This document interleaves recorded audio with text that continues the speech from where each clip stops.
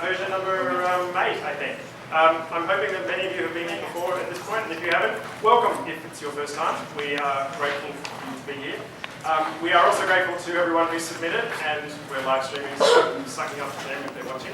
And we're also grateful to all the actors who are here. Please a round of applause for the actors who are here.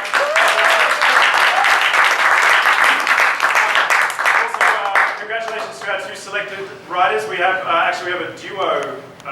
They snuck it in. Taylor and Clint and Carrie are our winning writers today.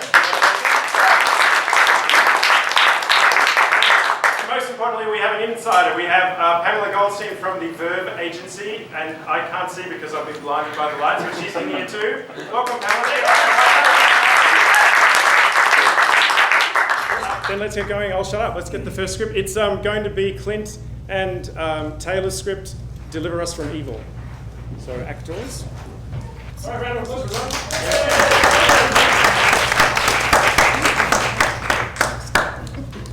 Deliver Us from Evil.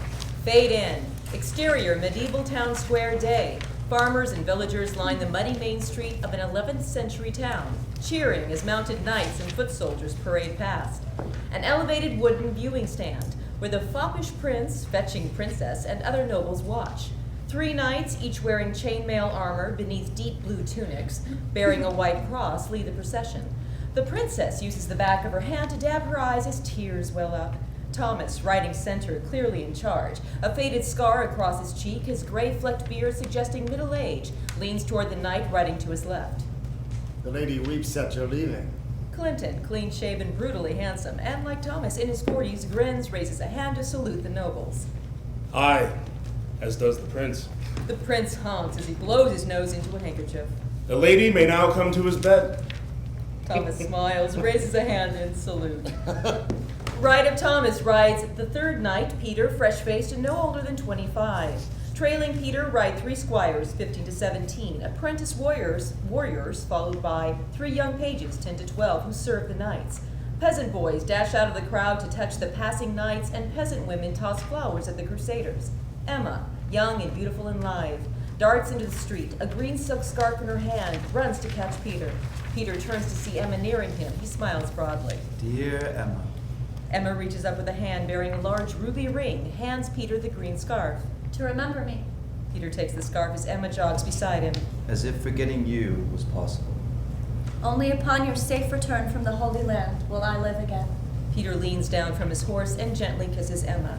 A black screen, the increasing rhythm of thunderous hoofbeats as the bass line for a cacophony of sound, horses snorting, metal clanging, saddles creaking, men shouting.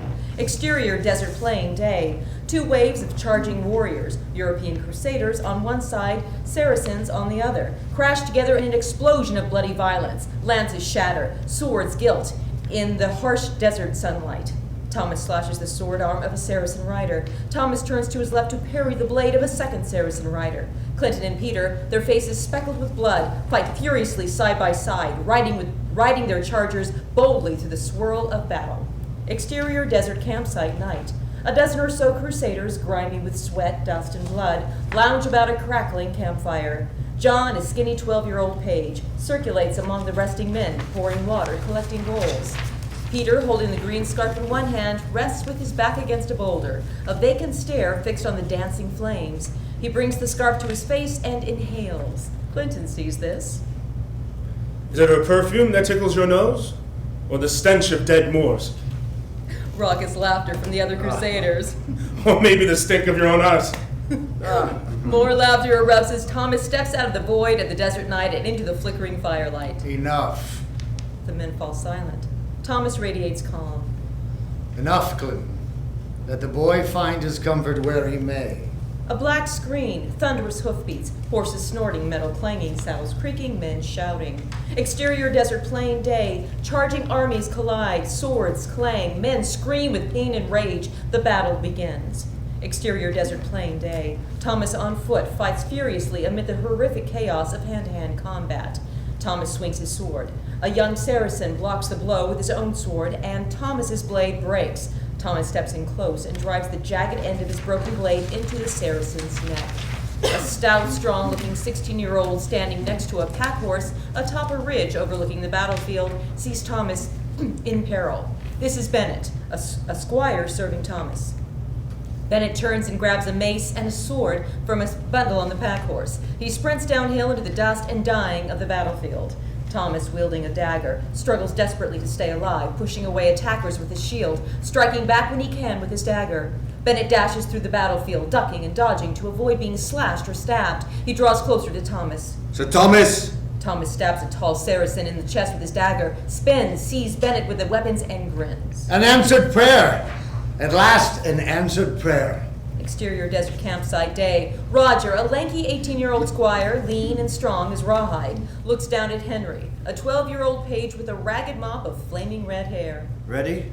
Henry nervous nods yes. Roger looks down at Simon, a freckled imp no more than 10. And you?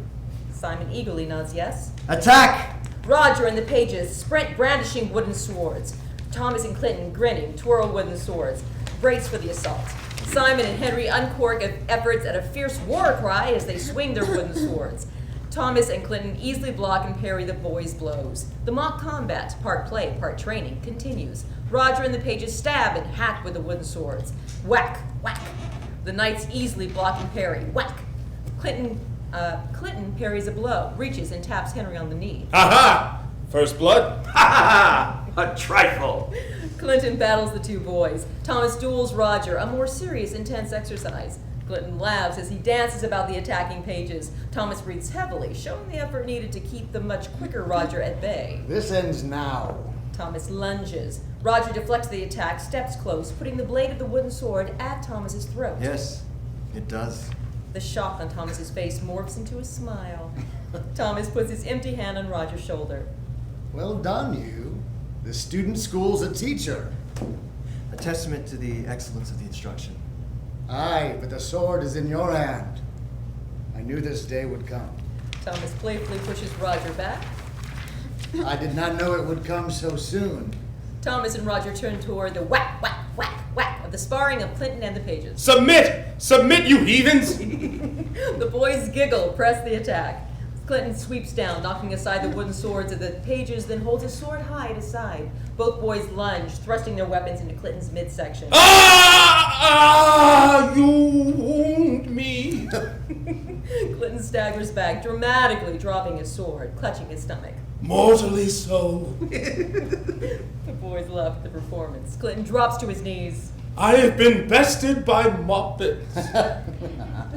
Ruffles the red hair of a delighted Henry. That's what Thomas does. You've defeated my best knight. I suppose you'll have to ride beside me now. I think I'm ready.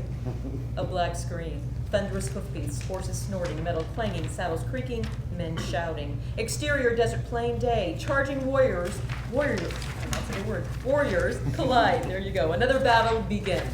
Exterior desert plain sunset. Thomas, his face caked with dirt and blood, staggers through a dusty, now quiet, corpse-strewn battlefield, carrying the lifeless body of his young page Henry. Blood drips from the boy's red hair. Thomas, his jaw clenched, his expression blank, his gait halting, steps over dead bodies, some already swelling in the desert heat, as he moves in a straight line, coming upon the arrow-riddled corpse of Clinton. Thomas, holding Henry, drops to his knees, howls at the sky. Exterior desert, dusty desert road, day. Bone-weary Roger rides, a drop in a river of mounted crusaders.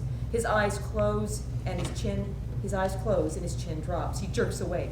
Roger's eyes close and his chin drops again as he falls asleep in the saddle. He leans to one side. Thomas trots up alongside Roger's horse, reaches out and grabs the young squire before he falls off his mount. Exterior, streets of Marat al-Numan, day. Crusaders pour through the narrow streets like a lava flow of bloodlust, slaughtering the town's defenders. A Saracen warrior facing the charge drops his sword, raises his hands in surrender, and drops to his knees. The first crusader to reach him hacks him with an axe. Crusaders come across a farmer's cart where women and children huddle beneath, taking cover from the fighting. The soldiers fall upon the cowering women and children, jabbing beneath the cart with swords and spears, pulling women and children from beneath the cart, murdering them. Thomas and Peter barrel into the mass of men, using their shields to push soldiers away. Stop! Stop! Stop! I order you, stop! The soldiers continue killing as Thomas and Peter scream, stop, struggling furiously to protect the innocents. Is that what your Pope wants? Is this what your God wants? Geoffrey, the squire who rode with the slain Clinton, slams into a soldier about to swing his axe. Geoffrey, thin, almost frail, furiously yanks soldiers away from the cart. Is this what your God wants? Exterior desert ridgetop day. Thomas and Peter rest on one knee, holding their swords before them like a crucifix, as a priest stands in front of them making the sign of the cross. The priest delivers Holy Communion to the two knights and moves on to the others. Exterior English countryside day. Thomas and Peter lead the procession down a road cutting through a lush green meadow. Sun-baked faces and thousand-yard stares reflect the hardship and horror of war. Spring flowers pop up along the shoulder of the road. The surviving squires and pages, older, harder, warier, ride trailing the knights. Bennett sports a scruffy beard. John, a skinny boy when he left, appears thicker, stronger. As the group rides, rising up a gentle slope, a mounted knight appears on the distant crest. Who might that be? I don't recognize his colors. Thomas and Peter raise their hands and wave. Hello? The distant knight lowers his lance and charges. What? Who is that? I don't know the colors. His visor's down. The charging knight gallops closer. Bennett, my lance. The squire trots forward with a pack horse in tow, pulling out a lance from the animal's bundle and passes it to Thomas. The charging knight draws closer. The thundering hoofbeats of his mount grow louder. Thomas positions the lance and raises his shield. In Jerusalem, I prayed to be done with killing. Thomas spurs his horse, charges. The two riders, each with a lance level, draw closer. Thomas aims his lance at the chest of the charging knight. The lance of the aggressor knight cracks, splinters as it strikes Thomas's shield. Thomas rides through the blow. He looks forward to see the shattered remains of his lance. Thomas turns his horse to see the other knight turning his horse, a broken portion of Thomas's lance through his chest. What in the name of God? The knight draws his sword, charges Thomas. Thomas reaches back and grabs a mace hanging from his saddle. He charges. Thomas closes in on the charging knight and raises his mace. He ducks beneath a slow, awkward slash by his foe and smashes the knight's face with his mace. Thomas turns his horse to see the other knight motionless on the ground. Peter gallops up beside Thomas. What in heaven's name? The squires and pages gallop up. Thomas looks down at the crushed helmet of the fallen knight. Who is he? Bennett hops off his mount and drops to one knee beside the still body. He tries to lift the visor, but the damage from the killing blow makes that impossible. He tugs at the helmet in a futile effort to remove it. Bennett looks up at Thomas. We'll have to cut it off. No point. Put him in the ground. Exterior village day. Both Thomas and Peter have one hand on the grip of their swords, resting in their scabbards as they ride past a smoldering pile of human bones, leading the wary group into the village. The empty streets are deathly quiet, save the clop of the horses' hooves. Peter unsheathes his sword. The squires behind him follow his lead, drawing their swords. The young pages, John and Simon, pull their pack animals beside their mounts and grab makeshift weapons, a hatchet, a hammer, from the bundles. The riders move slowly, flop, flop, through the streets. Hello! Thomas and the others scan the village to find the voice. Simon points. The bell tower. Thomas gazes down the street and across the square and spots a waving arm extending from the bell tower portal. Thomas raises his hand and waves. Hello to you. Are you well? Well enough. Are any of you injured? No. Come to the door. Interior church. Father Baldrick, rail thin and fidgety, with wild white hair, slams the door as the last of the group steps inside the dimly lit church. Welcome, welcome. I'm Father Baldrick. Welcome, welcome. Father Baldrick, dressed in a plain brown robe, lifts a stout beam and uses it to bar the door. Forgiving his hospitable inquisition, The priest drags a heavy wooden table in front but of the I door. had to learn if you carried the fever. Fever? The Lazarus fever. The Lazarus fever? We've been away to the Holy Land, to the Crusade, for nearly 3 years. His eyes adjusting to the gloom, Thomas scans the church interior for the first time. A dozen or so men, women, and children scattered about stairs, some standing, some laying on straw pallets. It looks like the families have been living in the sanctuary for weeks. Caged chickens cluck softly, a tethered goat nibbles. A cast iron kettle hangs over a small, smoky fire, burning in the far corner of the church. So, you are unaware. Oh my. Father Baldrick motions to a table flanked by benches. Oh my. Well, come, sit. You must be weary from your travels. Sit. Father Baldric waves to a scruffy boy. Please bring some food and drink to these defenders of the faith. As the crusaders settle in around the table, the others in the church gather around to gawk at the newcomers. Father Baldric stands at the head of the table. It swept through here about harvest time, house after house felled by the fever. We saw such sickness burn through our camps in the Holy Land. Of none like this, I pray. Those who fall to this fever, after days of burning anguish, rise again like Lazarus. Or like Jesus Christ himself, I suppose. Thomas and Peter shoot sharp looks at the squire for speaking out of place. Roger cowers under the glare. His face begs forgiveness. Father Baldric shakes his head no and sighs. No, more like Satan himself, I fear. Those rising from the dead seem alive, but are yet dead. No spark, no speech, no soul, nothing but a horrible hunger for human flesh. Madness. The quite sane accounting of a witness to the ghastly progression.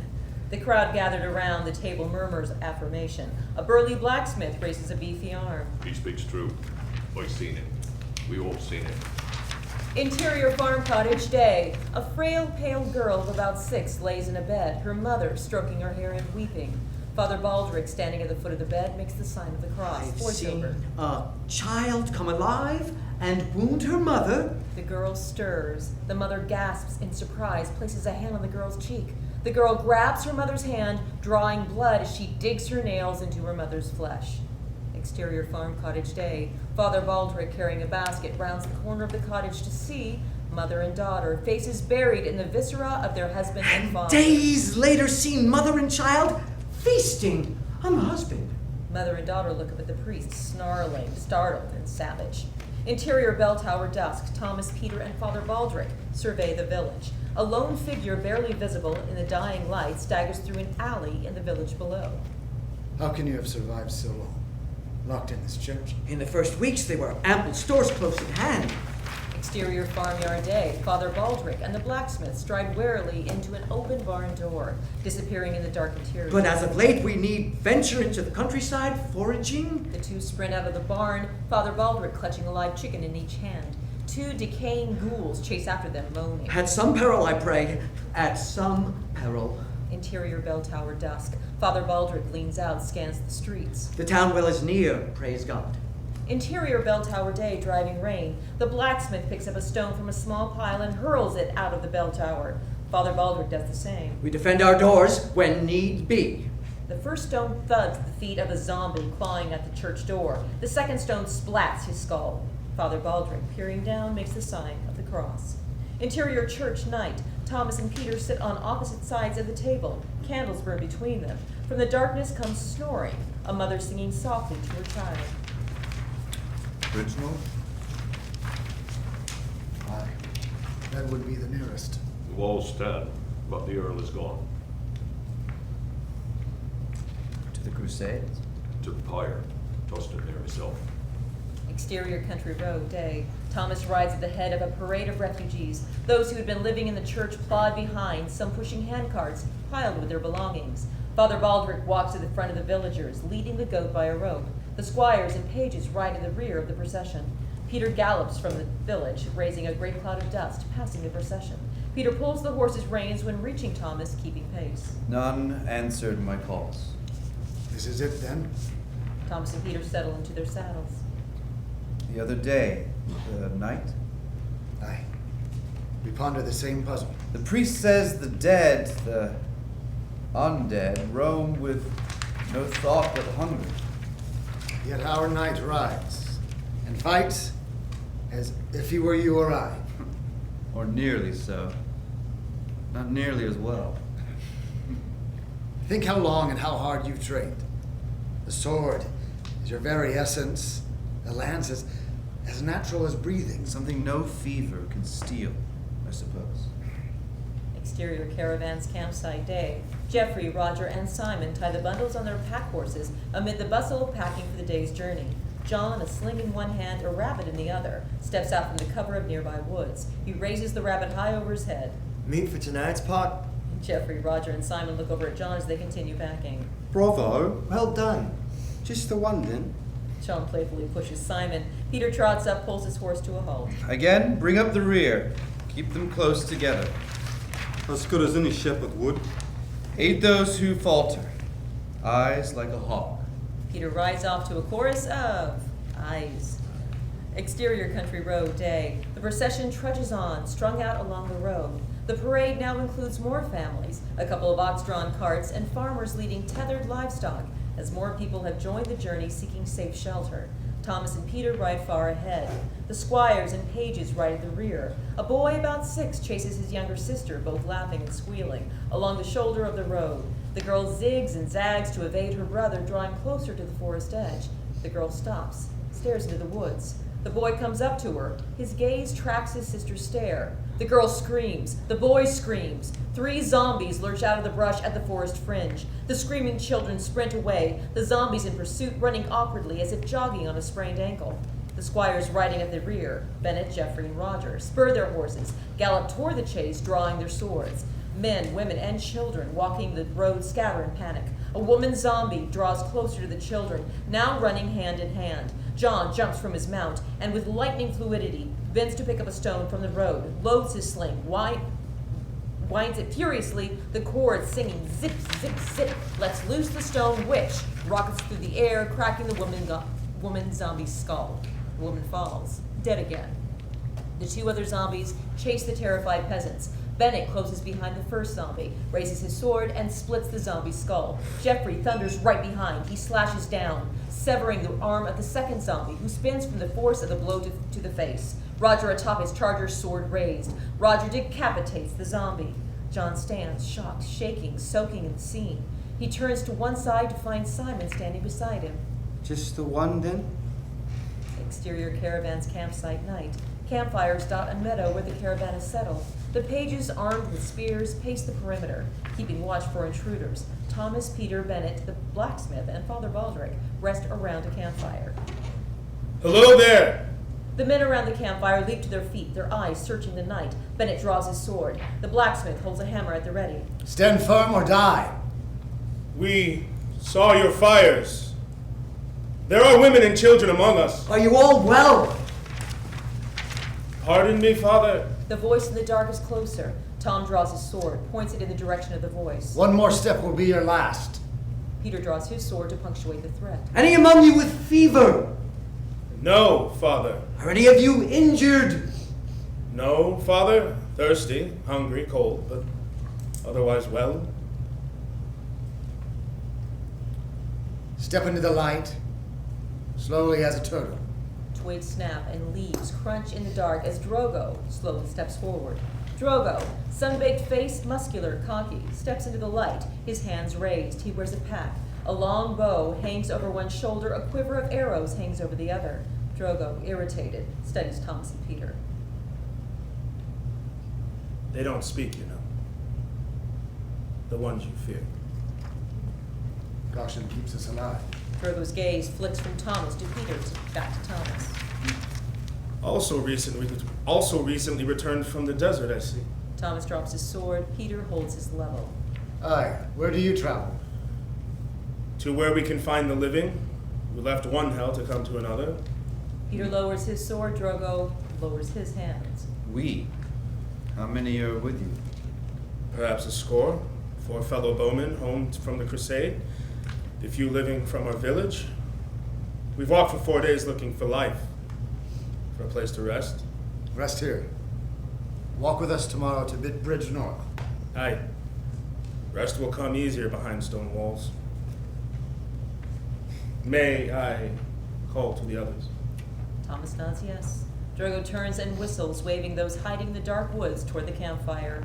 Twigs snap, leaves crunch as dozens of footsteps draw closer. Two archers step to the edge of the campfire light, pause.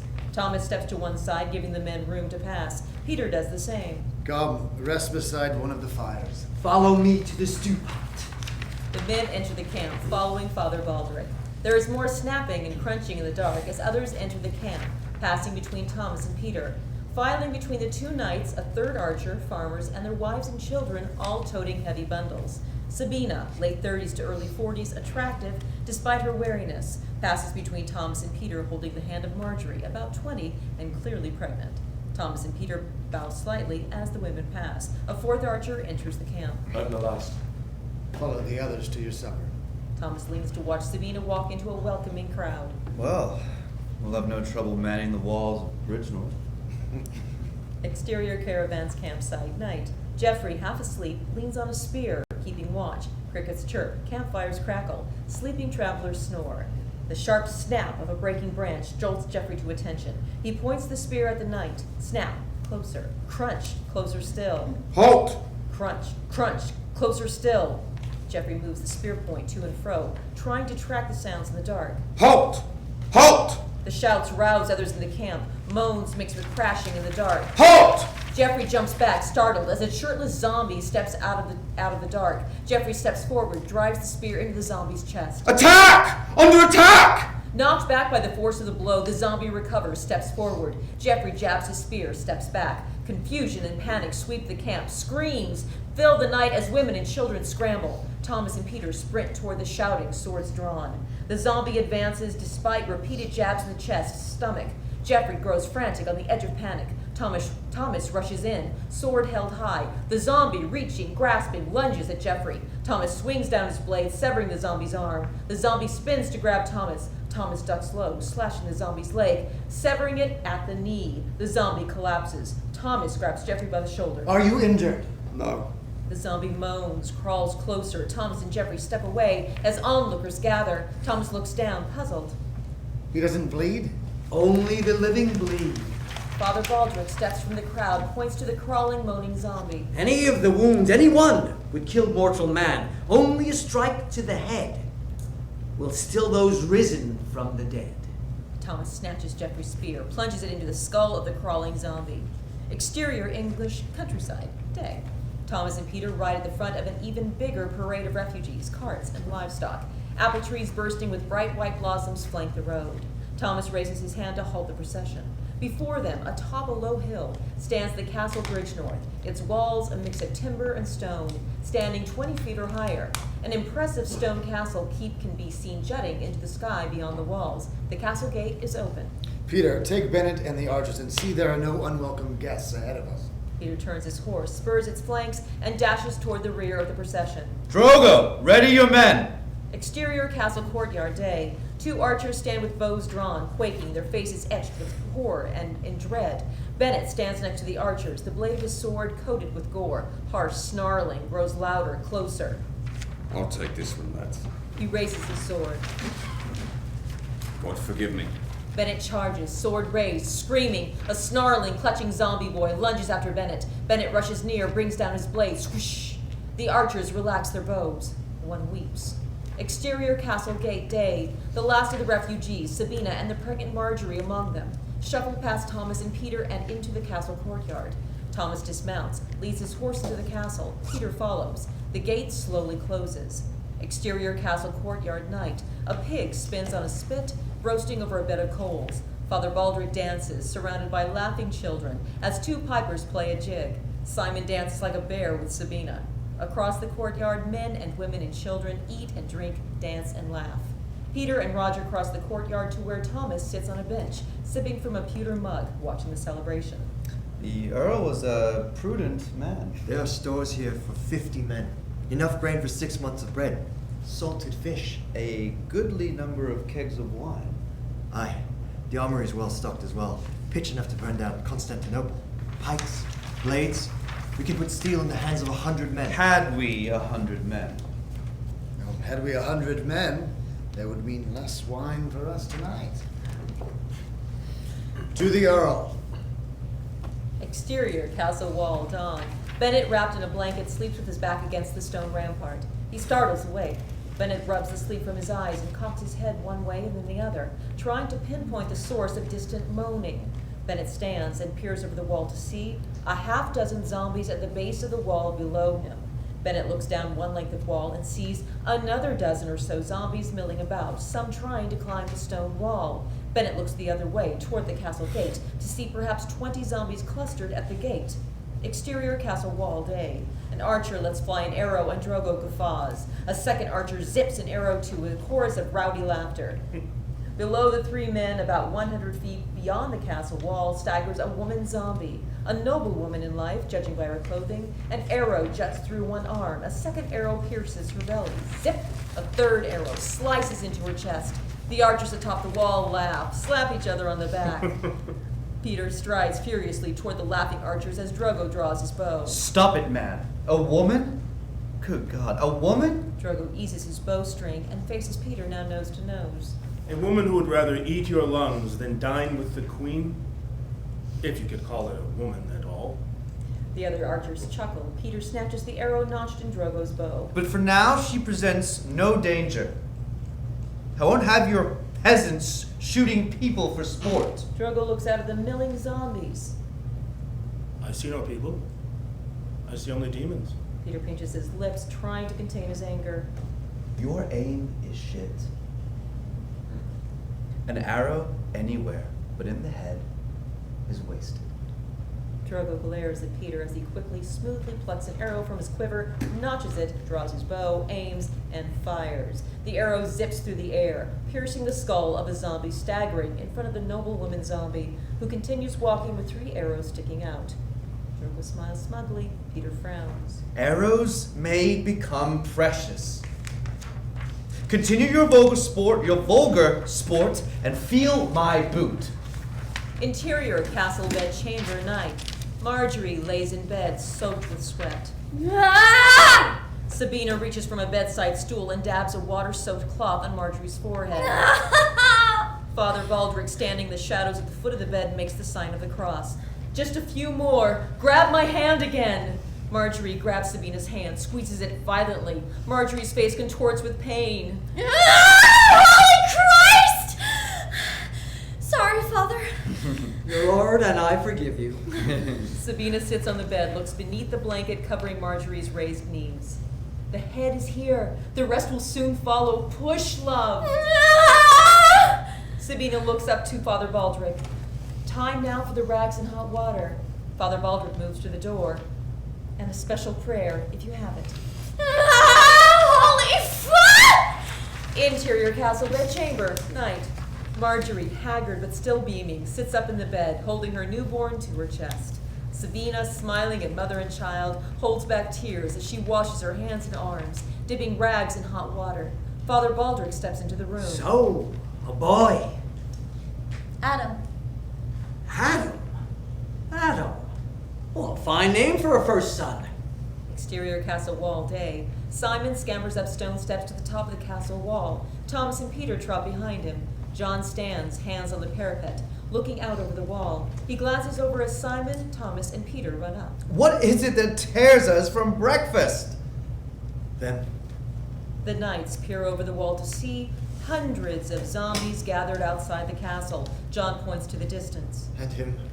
At the rear of the zombie horde, a lone-mounted zombie knight holds a shield with red and yellow stripes. His free arm is little more than rotted flesh and exposed bone. colors of Linstock. 3 days' ride from here. The 5 look out at the crowd of zombies. A slight breeze carries the moaning of the undead. What are they doing here? Thomas turns to leave. Looking for their breakfast. End of scene.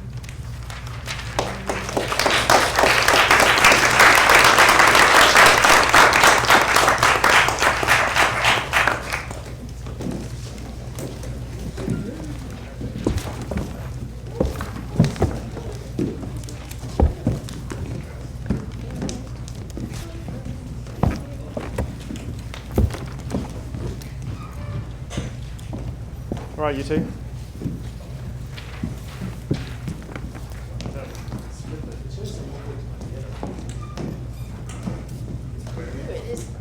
I know. We'll sit over here. Flick the thing. Okay. Do you want to sit up there? Well done, actors. I felt very zombie versus knights. Do you want to go first, or do you want me to go first? I'll start. I Go thought for it. that, first of all, it was very vivid. You guys created a really great world. I felt like in terms of time period and the description, we really get a sense of the English countryside and, you know, the feel of the world. and the time and the place, which is really great. So kudos to you guys for doing that. And I think it's a lot of fun. Clearly there's this kind of mashup between, you know, the period and then the zombie element and illness. So that is also really fun and exciting. I think, can I talk about kind of just some criticism? Yes, and absolutely. So like where Yes. my head kept Shred going them. to is Yes. you guys you have this fantastic setup. I'm really curious to know a little bit more about kind of our protagonists, about Thomas and Peter. There's a great camaraderie between this group and kind of a great setup. I think it was Peter has left a woman behind. There's clearly a love in his life. But it would be great to know a little bit more about who these people are and specifically like what their motivations are that set them off on this journey. I wasn't clear at first if they were going off, but then if there's some time that had passed and they were coming back, or where they actually were in their crusade, and a little bit more about what their mission is as this crusaders, like who their enemies are, what they're fighting, and then, you know, adding the zombie element on top of that complicates whatever their mission was originally. I don't know if you want to. Yeah. Do you have more? I have more. I'll start there. and Okay. then- All right. Well, we'll get the chat. Yeah, I completely agree. I mean, I like the mashup, so that was attractive to me because I don't think I've seen knights versus zombies before, so that was fun. But then listening to it, and great job by Kimberly who read the narration. Please can she get her own round of applause? I forgot to warn everybody that there was going to be a lot of scene description, but then listening to it, I noticed there was a lot of scene description that was probably a little too detailed. Like, you know, lots of leaves crunching, and when you described, I think when they walked into when they met Father Baldrick, you mentioned the goat and the chickens and the pot and you could maybe do that a little bit quicker, because I don't know whether it's necessary to get that much detail, because, which is my next note, it seemed like the setting overwhelmed the story. Like you spent so much, you had such great detail of the setting and the world, like Pamela said, but we lost story. Like we're now at page 30, we have no idea what's left apart from them fending off another round of zombies. Like we don't know, they have nothing to accomplish. They're at the journey that they were set to do in the first 30 pages. They've reached the castle. Now it looks like all they're going to do is fend off zombie wave after zombie wave after zombie wave. We don't get a sense of what we're strapping in for. And I think that speaks to what Yeah, Pamela. that's exactly kind of what I was. Right. You leaned into exactly Yes. the same note in terms of the exact kind of the conflict, the resolution, but also what is motivating our characters, what is each individual journey. Exactly. I wasn't Yes. even clear to me that they need to get to the castle. Right. So maybe that was something I missed in the there was reading, but I wasn't clear where they were headed. They were accumulating people along the way, but I didn't know what point they were trying to get to and why. And then that also speaks to what Pamela was saying about the two main characters. Like you can spend a bit of extra time. Like no one had more than one sentence in a row. And whilst I'm normally a big fan of keeping dialogue to an absolute minimum, this one we needed to know a little bit more. I really wanted to know a bit more about Peter and Thomas. Like I knew nothing about Thomas apart from he was a world-weary fighter who had seen too much battle, and the only glimpse you got was like, I thought I would leave the killing behind in Jerusalem. There was no other insight into his mindset, who he is, where he is, and if it's his story, if we're following him, if he's going to lead us out of whatever you're going to invent, we really need to kind of bond with him a little bit more. I mean, I think that Lane did a tremendous job I wanted to follow him into battle just because of Lane, but I wanted to know more about him, because right now all you have is knights versus zombies. Yeah, it's a survival story, and there's a lot of conflict there. But now going through and adding more depth to these people will really help, I think, us as an audience connect on an emotional level and latch on to something to really be rooting for them and really to be caring about whether or not they live or die. Yes, because right now, I mean, you bumped off Clinton pretty fast, which is fine. But if you bumped off any of the other ones on that list right now, we'd be like, oh, no. I mean, you've already killed Clinton, so we know that everybody's pretty much expendable. And there's not a lot of And then even at the end, you spend a lot of time with the baby being born, and it's like, to what end? Like, why should we care about that baby? So it just really needs, like, so I would urge on the next draft, my urge would be, you've got the scene, I mean, you've got the world, you've got the people in it. Now you really need to give them something much more compelling to do, rather than just kill zombies for the next 90 minutes or next 60 minutes, because it's sort of not enough for us. I mean, we've seen zombies, like, we want to know, oh my god, we have to get through this. Like, I'm even thinking like because I'm not a big fan of zombie movies, but like Shaun of the Dead, where they needed to get into the pub, which is, I know, another irreverent kind of spin on zombies. But all they needed to do, they thought if they could get to the pub, they'll be okay. Now, it turned out once they got to the pub, it was shit. But for most of the film, we knew what they needed to do. And right now, we don't know what they need to do. Right. So they need to have something to do. Okay. And then it can all go to shit. I mean, it will in Act 3. I mean, that's sort of what it's supposed to do. Well, I'm wondering if you guys can even answer some of those questions. Sort of, what is the main? Is a simple question, and maybe it's just because of my lack of knowledge of history. But what's the cause of the Crusaders? Well, eventually, I mean, it seems clear that we need to make it more clear that their goal in this 30 pages is to get to the castle, Northbridge. But eventually, the goal is leaving that castle. So I guess... Well, what's at the castle?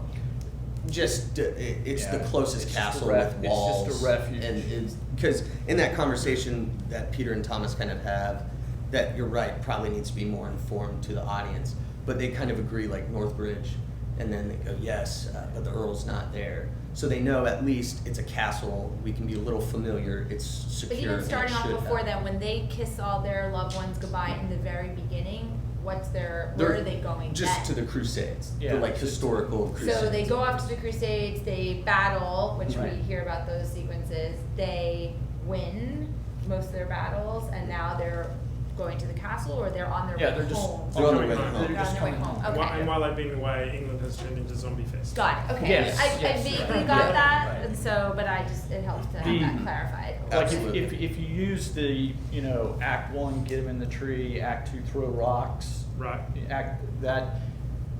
When they get to the castle, they're in the tree. Right. And Sure. the rest of the time we're throwing rocks at them. So. Right. But I think the two issues we're hitting on is that we need to know more about the people in the tree. We need to care Right. about them. Right. I think of it as like a war story. If you look Yeah. at any great period war drama, and the characters are going off to battle, and they need to survive because they have a pregnant wife at home and a loved one who's sick, or a son they've never met before, and their stakes for their survival are really high, and we're emotionally invested because if they die, they will never meet their son. It's a very simple kind of example, but I think that's what I'm looking for here, is to understand, like, why do we care about Thomas and Peter? Yeah. And if they were to die, what would happen, or who would miss them, or what effects would that have? Right. It would have even been nice to have a little more conversation about, and we'll get to a little more conversation about why they should lead. Like, Father Baldrick was very easy to hand over the reins, which I thought there might have been a little more discussion, like, well, who are you how do we know you're going to lead us somewhere? And I mean, I guess he was a knight, so they took him on. But then, and then, damn it, I confused myself and lost the other point. A little bit of debate, like Peter, there was no mention of the girl he was kissing. Like, I would have liked to have been like, I'm not going to that stupid castle. If there's an illness that's struck England, I'm going to go find my love. Where is she?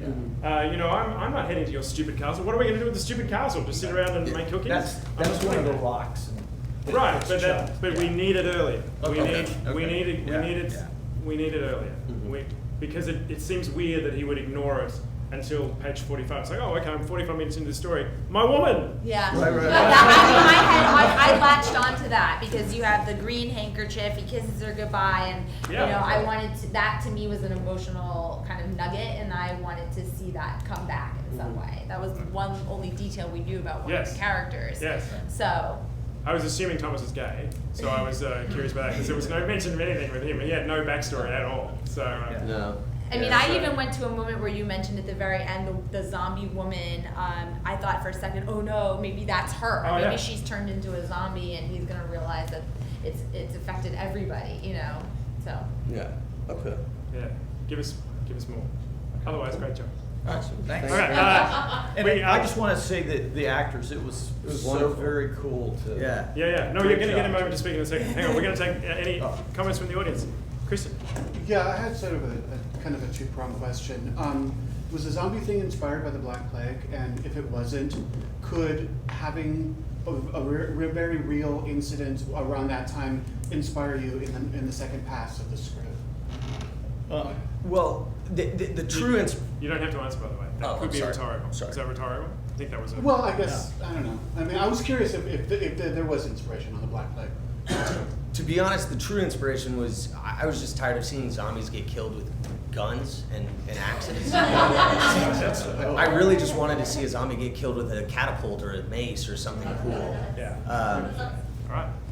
Very good. Well, then Zombie maybe movies are generally in the present or some, near future post-apocalyptic world, and so we just, hey, what about cowboys and zombies? What about, zombie nights? Yeah. Fair enough. Well, maybe you can add the Black Plague and get this all historic. At the back.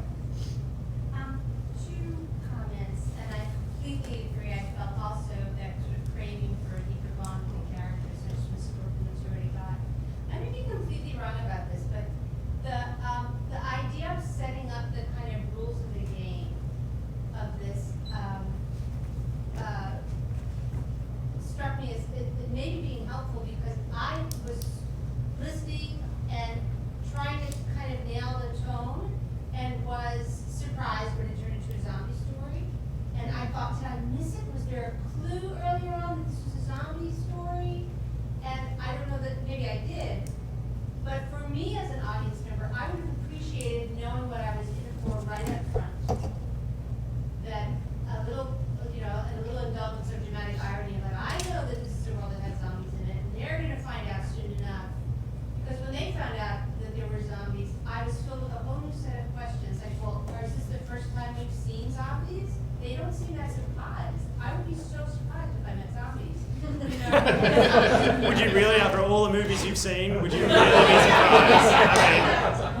Well, this is my point, is that I'm going along like this is a historical drama. I'm believing in this as a completely real world, and then it turns into a zombie thing. And so the element of surprise versus the element of letting the audience in on it right up front to build a kind of a coherent expectation is one I just offer. I was sort of struggling here, which I would prefer better. Second point, sorry, I'm going on too long. The dialogue, which is very minimal right now, all has a feeling of being kind of period dialogue in a slightly, stylized way. And I think that as the characters develop and become more human, and fully fleshed out, I feel like I'm using all zombie words, flash, human. But I would encourage you to experiment with how much of that period inflection you can just let go of, because the setting is so established by the visuals that they don't also need to talk like characters from old times. I think it would give you more freedom to really have them have conversations and banter with one another, and just add that little level of relationship that has been suggested. Okay. All right. Very good. Anyone else? TJ, 2 minutes. What's the log line of the movie? A war-weary knight returns home from the Crusades, is forced to fight again against an army of the undead. We need to get to that sooner. Which part? The undead. Getting to know who our lead is, and getting to know exactly what the movie is about. If this is a veteran who's just coming back from the wars, and all he wants to do is get back to his village and his woman and start a family, then start there. Everything that happened, seeing them go off to fight, seeing them battling the Saracens, right, seeing the pages and the squires mix it up, was lovely, but it just keeps you from getting to where you need to be. So I'd perhaps consider starting with them just coming back, focusing on very, very small group of characters. Thomas, maybe one other, maybe the Pages or Squires, but we really want to get to know a couple of the characters, get to know them well, and develop, we want to come to care about them, and that they are going to achieve what it is that they are setting out. They've just gone through hell, and we just want them to get back to, peace and happiness and security. But that's not going to happen. Did you ever see The Day of the Triffids? It's not a zombie movie. It's about an alien meteor shower, and it causes everybody in the world to go blind. And there are plants, alien plants that were discovered about a couple of years earlier, and those plants can move and eat humans. So they're very clever aliens. So I read it when I was 10, and it freaked the hell out of me because basically everybody in the world is blind, and they're being eaten by plants they can't see. So and it's cute. I know. I blame my mother. But there's one guy who was in hospital because he'd had eye surgery, and so he had his bandages on when the meteor shower came that turns everybody blind. So then he rips off his thing, and then he goes on a quest. He has to go somewhere, and he picks up a woman, I think, and then they're heading somewhere. I think he's heading home or he's heading somewhere in amongst this. But the book starts, and they try to make movies out of it. Pretty much starts with the meteor shower. Mm-hmm. And then you pick up everything else as you go. Mm-hmm. So, I mean, we get, just speaking to TJ's point, that's not a bad idea. I mean, we get world-weary crusade fighter on his way back from a deathly Holocaust pretty easily. Yeah, I agree. And if that's kind of where the crux of the story is and the journey we want to follow, then we can absolutely get there sooner. Yeah. I agree with that. And he just wants to go home. I mean, yeah. He's left killing in Jerusalem. They've been in this terrible battle. Yeah. They're coming home. All they wanted was to return to their loved ones, and they get there, and there's a terrible virus that has broken out. Right. It's for shit. Right. Anyone else? Because then we'll keep moving. We have one more hand in the air, I see. I'll take two. You guys. Yeah. Two things. One, I listened to this writer say the other day that he spends a lot of time thinking about it, and he doesn't start writing until he knows the very first scene. And for me, I think you want to be grasped then. Like immediately off the bat, we're already in the middle of something. And here you're like, I think we're starting as they're starting, which is kind of strange to me as far as what if, like they said, yes, they're here and they're about to go this journey, so we think that, okay, that's what they're starting, but the journey there doesn't matter, but as far as the sake of the story is concerned. So I guess, yeah, interesting as to where you start and to where you're trying to get, even getting there sooner. And then she discussed about how we find out about the zombies. I think that is interesting. I like that we, you see the zombie and we realize later that it was a zombie and there's something strange about it that we don't know and the main guy doesn't know as well. Then I didn't felt like we received that payoff of, oh, it is zombies, when someone just tells us a story about a zombie that we kind of flash to. I think it'd be more interesting if we, if we discover that in a way. That's a big choice, it's a big moment for us as the audience to be figuring these things out. And we didn't really figure it out as we were just told what it was. That makes sense. I think that's a really good point too. In that, we don't need to see it that. I love actually the element of the discovery, the fact that we think this is just a period crusade kind of movie, and then something strange is happening, and we're on the character's journey. But I agree that there wasn't enough time for us to kind of discover it with them. Exactly, that they were just told this is what it is. It's zombies, and they said, oh, "Okay, we have to fight them." That's pretty much what I did. And then finally, just a couple of movies to suggest. I mean, they're not the greatest movies, but they're in the same vein. Season of the Witch. That script actually won the Nickel, and it is about a veteran from the Crusade who kind of has a redemption story. And then The Mist. I think The Mist is really good because it shows the religious aspect, which I think is really missing. And the traps. Like if you're a crusader, you're going to fight for God, and you come back and your home is turned into hell on earth. I mean, we didn't even hear anything about their beliefs, like religiously. Priests weren't calling for the apocalypse, which they probably would be. Like, it'd be total chaos. Like, everyone's faith would come into question. It'd probably turn you into a doubting Thomas. Yeah, I mean, like, that, I think all that kind of stuff within could, like, really raise the tension throughout the entire journey. Yeah. That was something I felt was really lacking, the tension. Yeah, I mean, there's more of that sort of stuff when they're throwing the rocks at 'em, but. So not Sense and Sensibilities and Zombies. Just Yeah. that way.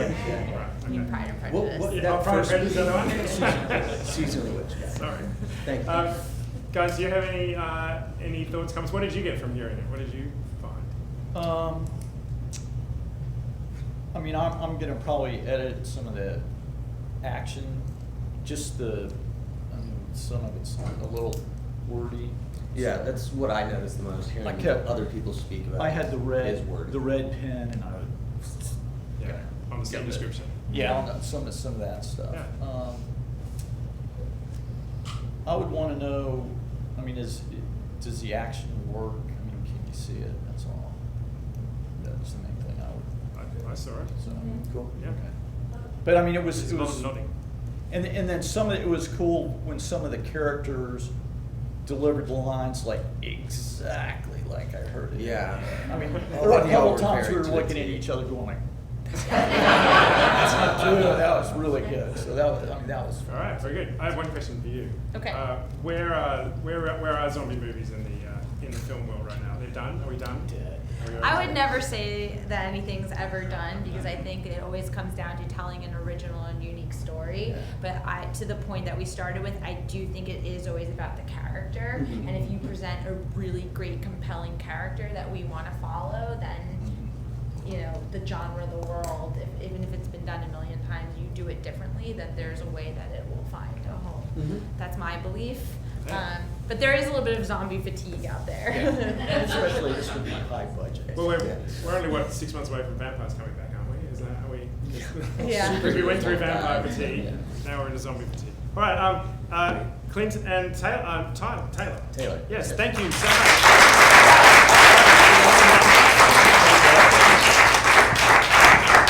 At this, as they say, Monty Python are now for something completely different. Is that okay? Yes, it's terrific. Are you okay?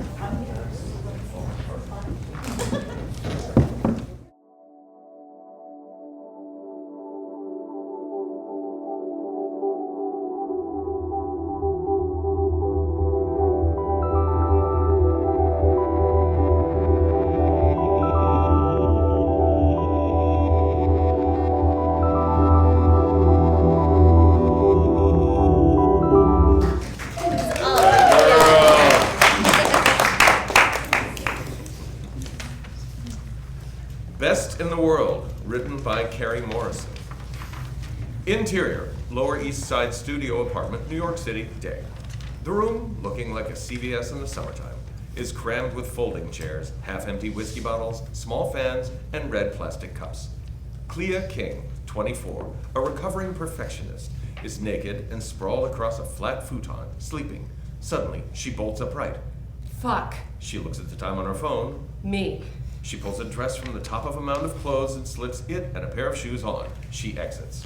Interior, generic corporate office, Midtown New York, day. Pete Balducci, 60, short, fat, bald, pockmarked cheeks, hands down the last guy you'd ever want to be sexually harassed by, ends a call. Clea enters. Katie said you were looking for me. Do you need something? Yes, I have a list of tasks that need your immediate attention. I'm not planning on repeating them, so you should write them down. I repeat, I will not repeat. He brushes a piece of paper and a pen from his desk to the ground. Clea bends over to pick them up. Pete looks down her dress and catches a glimpse of her bare breasts. She catches him catching a glimpse and quickly stands back up. Did you just check out my boobs? Oh, it's not my fault. They were right there. What was I supposed to do? Look away? That's exactly what you were supposed to do. Well, you're lucky I didn't check them for lumps like I was thinking of doing. I'm no HR expert, but I'm pretty sure that's my gynecologist duty, not you. I'm also pretty sure that you aren't supposed to say that kind of shit to me. That's it. You're fired. I'm confused. You repeatedly sexually harass me, and I'm the one getting fired? Did you file a complaint? No. Well, who do you think they'll believe, you or me? Clea begins typing out an email on her phone. What are you doing? I thought I'd let your wife know about your affair with Laura before I take off. It's awesome that her email address is so easy to remember. I mean, who could forget loudmouthjerseybitch@hotmail.com? What do you want? What are you offering? Pete writes a check and hands it to her. Clea glances at it. That works. Not a word. Not a problem. Pleasure doing business. She exits. Laura, 42, the last chick on earth to still use hairspray, crawls out from under the desk.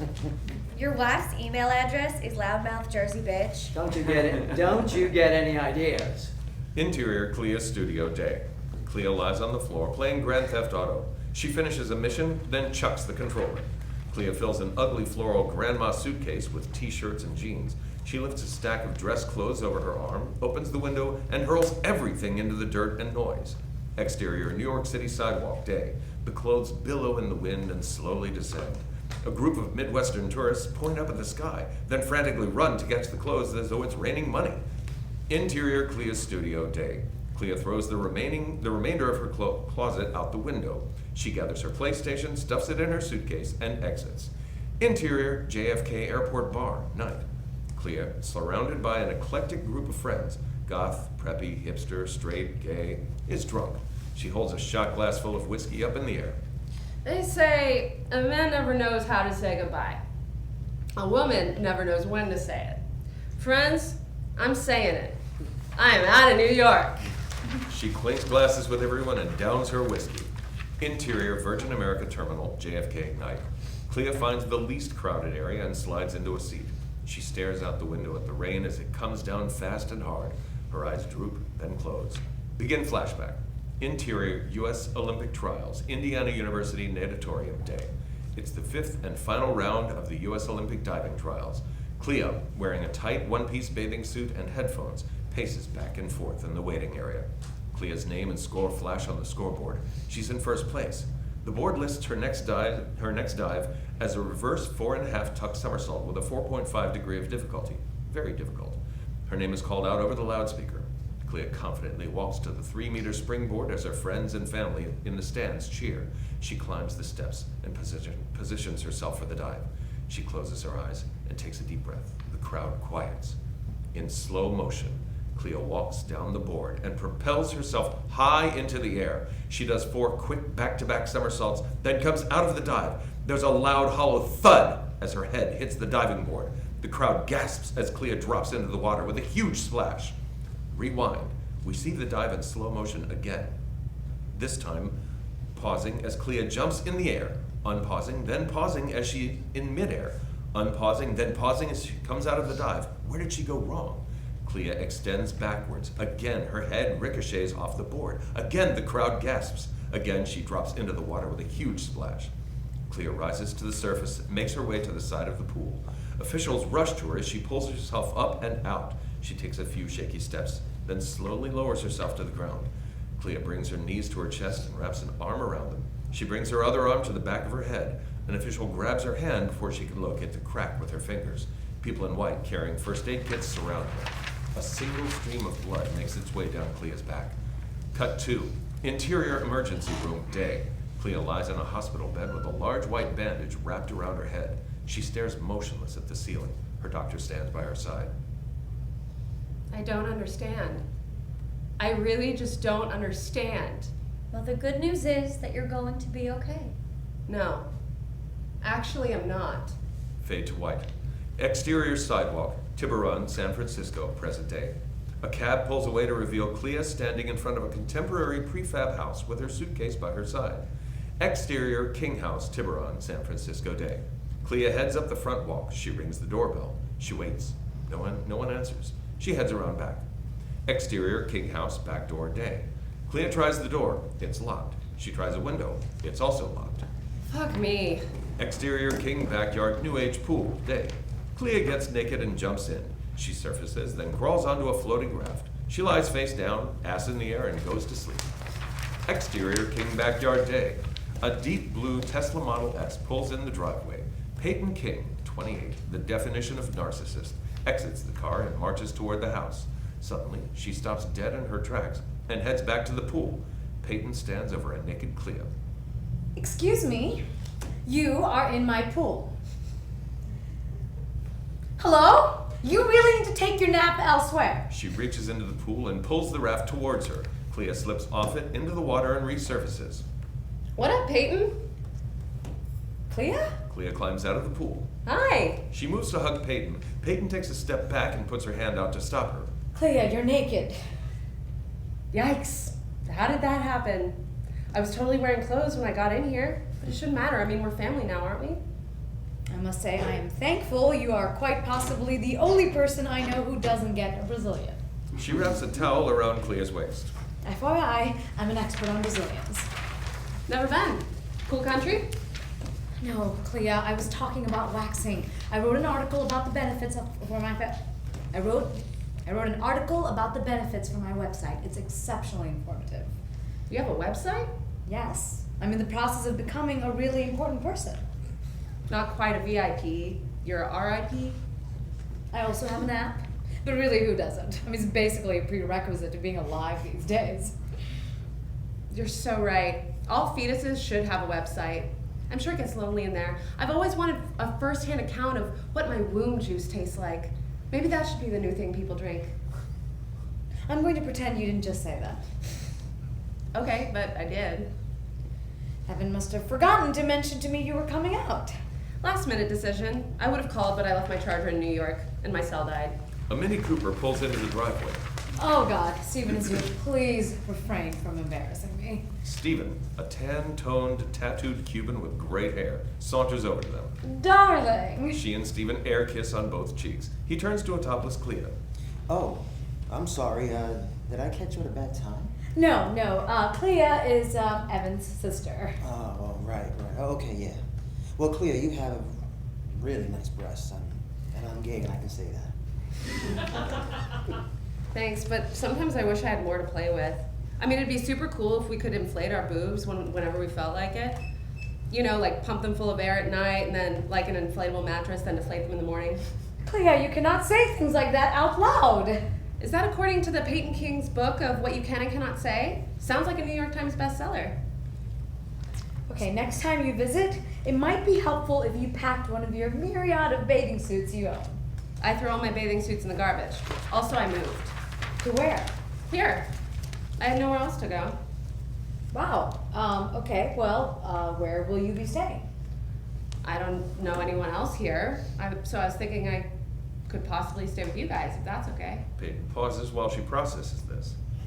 Girl, what's there to think about? I mean, she's your sil. What's a sill? Sister-in-law. Oh, right. I'm rusty on acronyms. Right. You are welcome to stay here for a bit. God knows we have enough room. Oh, also, Evan and I are being honored tonight at an event. It would be nice for you to attend. Do you have something presentable to wear? Nah, I donated that shit to the homeless. Maybe they'll let you borrow it back? Stephen and Clea laugh. Payton checks her Apple Watch. Clea, Stephen and I need to head into the house for our private yoga session right now. Please make yourself comfortable, but not too comfortable in the guest house. The code is 5376. Thanks, Sil. Can I trust you to entertain yourself for a few hours? Considering I left my vibrator in New York, that might be tough. Unless you have a banana I could borrow. Be in the main house, dressed and ready to go at 6 p.m. Yes, ma'am. She lets her towel drop to the ground and runs up to the guest house, stares naked. I love her. Payton turns on her heel and heads towards the house. Interior King Guest House, living room day. Miles Christopher, 15, an eccentric kid with a particular taste in fashion, outfitted in a random mix of plaid, paisley, and velvet, stands in front of the television giving himself a back massage with a handheld massager. Do you need help? Miles twirls around, dropping the massager to the ground. Who are you? Clea, who are you? Evan's sister? That's correct. Oh, he's always bragging about you. Why? Because you're like some really good diver? I was a diver. Now I'm just a former one. Oh. Why are you naked? It's my preferred way to be. Must be hard finding a job. No, just keeping one. Hey, homie, I'm sure the wood floor appreciates the massage, but you might want to turn that thing off before it breaks. Miles shuts off the massager, chucks it on the couch, grabs his laptop off the table, and exits. Okay, bye. She lies face down on the sofa and turns on the massager. Exterior, W San Francisco, Forbes 30 under 30 red carpet, night. Payton, dressed like she's about to walk the Oscars red carpet, watches from the sidelines as others make their way down the carpet. Evan King, 28, a geek god, glides up behind her. Wow. Just wow. Ah, beautiful as always, I know. It's too bad I was never discovered. I could have made a lot of money as a model. Evan gives her a who says that look, but doesn't respond. You guys are up next. Evan and Payton position themselves at the entrance to the red carpet with fake smiles plastered on their faces and wait for the signal. They whisper to themselves. I became intimately familiar with your sister's breasts and vagina today. Is she doing porn? I found her naked in our pool. She's here? She moved here. To San Francisco? Apparently. Ready? Payton and Evan start down the carpet. The cameras click away. They smile, they pose, they kiss, they look at each other lovingly. Interior, W San Francisco, private room, night. Who's who of San Francisco fill the room? Clea spots Evan talking to a group of men. She walks up to him and runs her hand through his hair. Look at you, Mr. Metrosexual. What you got in there, Vaseline hairspray? Excuse me, gentlemen. The men disperse. I saved that Vaseline for my eyelashes. Makes them thicker. Does that go on before or after your wife curls them for you? After, of course. He engulfs her in a big hug. God, I missed you. Is it time to get back on the board yet? That's never happening. Come on, Clea. You can't give up on your dreams of an Olympic medal. I can, and I did. 15 years of sacrifice, insanely early mornings, and intense training down the drain. But it's okay. I've been fired from 7 jobs in the last 2 months, so it means there's still something I'm good at. We'll discuss this later. Nothing to discuss. By the way, earlier today, I found a dude massaging himself in your guest house. What's that about? Were you nice to him? I hope you were nice to him.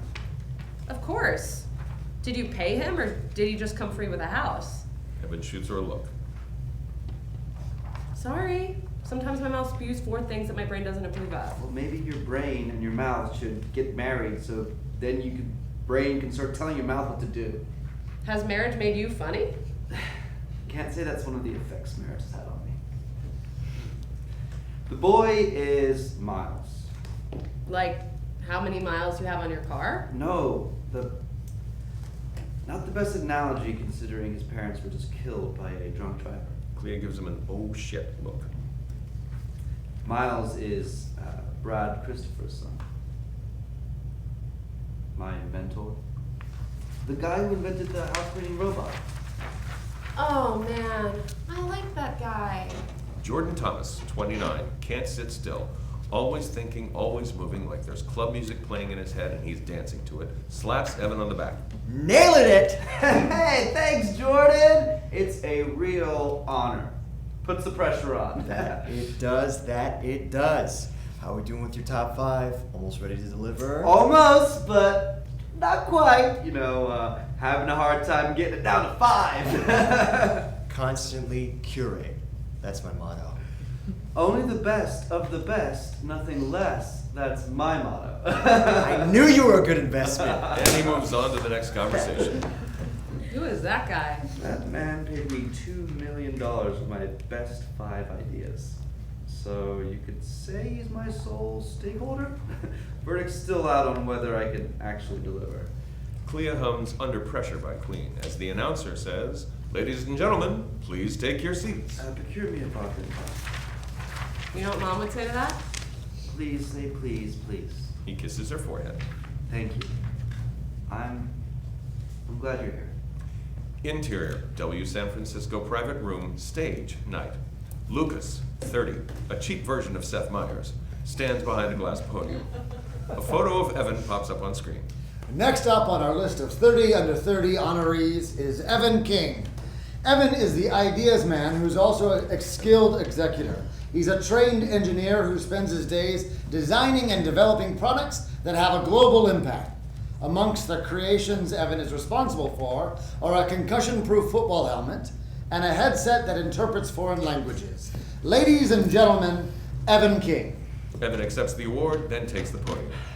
If someone would have told my 16-year-old science nerd self that that one day I'd make it into the Cool Kids Club, I never would have believed them. Thank you, Forbes, for this incredible honor. He holds up his statue. The audience claps. Evan exits. Part 2 of this amazing power couple is Quadruple Threat Payton King. Not only is Payton an interior designer, she's also a real estate developer, a social media maven, and a soon-to-be author. Shortly after graduating from Stanford with an MBA in real estate development, Payton transformed her first abandoned building into a boutique hotel. Since she was in charge of everything from negotiating the purchase to designing the interior, you could say she's a one-stop shop. Coinciding with the opening of her second hotel next month is her book release about the process. I, for one, can't wait to read how she does it all. Please welcome Payton King to the stage. Payton walks out on stage, accepts the award, then steps behind the podium. People are addicted to drugs, alcohol, sex. But me, I'm addicted to accomplishment. So thank you, Forbes, for this. It feels good to add another one to the list. And she exits the stage. Okay, then. Interior, W San Francisco private room, night. Miles sits sullenly at a table by himself. Clea sits down next to him and slides a martini towards him, spilling half its contents on the table. You definitely deserve a drink, little dude. I'm not really a dude kind of guy. Do I look like a dude kind of guy? If I do, I better mix it up. You don't. My bad, buddy. And I'm 15. So, rules are meant to be broken. Any chance we can head out soon? I gotta practice my bit. Your what? Comedy bit. My long-term plans include becoming a comedian. I see. How old did you say you were? 15. Got it. Chug that shit and I'll get us more. Miles looks hesitantly at his drink. It's easy. Watch and learn. She downs her drink in one gulp. Interior, W San Francisco, bathroom stall, night. Miles' head hovers over the toilet. The seat is up. Dude, I'm telling you, just stick your finger down your throat and you'll feel so much better. Want me to do it for you? Oh, no. No one else's fingers are allowed down my throat. He sticks his finger down his throat and pukes into the toilet. You should be happy they didn't serve spaghetti marinara. Miles laugh pukes. Interior, king living room, day. Dirty dishes litter the table. Clea lies on a couch in a bikini, eating a peanut butter sandwich, watching a baseball game. Her stomach is red except in the middle where there's a white question mark. Some peanut butter drips from the sandwich and lands on one of her white bikini boob triangles. She licks it off. Payton and Miles enter. Comfortable? So comfortable. What is this thing, a waterbed couch? Clea, they do not make waterbed couches. Are you sure? I'm never wrong. No one is never wrong. She Googles waterbed couch. Waterbed couches totally exist. See? She holds out her phone. Payton glances at it. So I guess you're sometimes wrong, right? Does that hurt? Clea looks down at the question mark. I use SPF 115 to make a temporary tattoo. You want one? Miles, go finish up your homework. School's over. Glad you're feeling better, buddy. And I'm glad my first time was with you. Wait, what is that supposed to mean? We had sex. Oh my god. Oh my god. Oh my god. Oh man, I wish I'd thought of that joke. Nah, it was an easy one. It's not funny. Hey, anyone see my fortune cookie fortune? I can't find it. Oh, I threw it away. You what? I thought it was trash. It wasn't! He runs out of the room. Interior hallway outside Miles' room, day. Payton knocks on the door.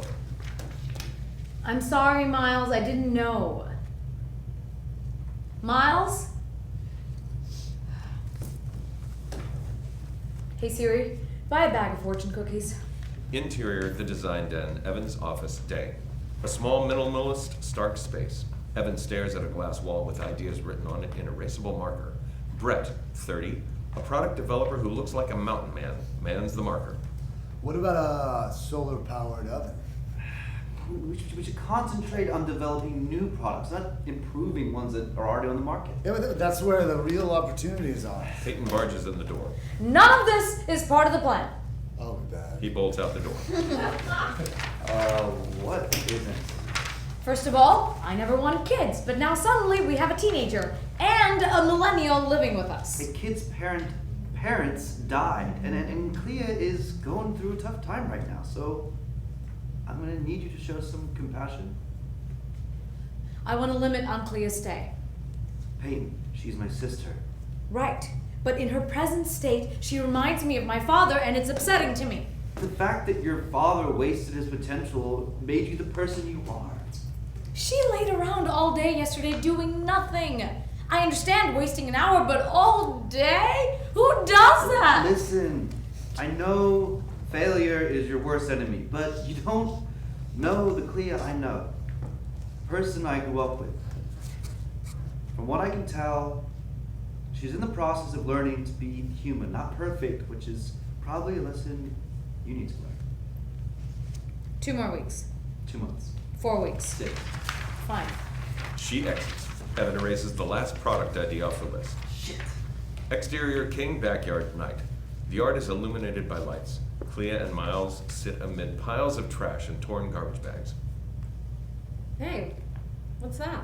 She points to a small, soggy piece of paper dangling off a blade of grass. Miles grabs it and inspects it. You found it! Thank you, thank you! What does it say?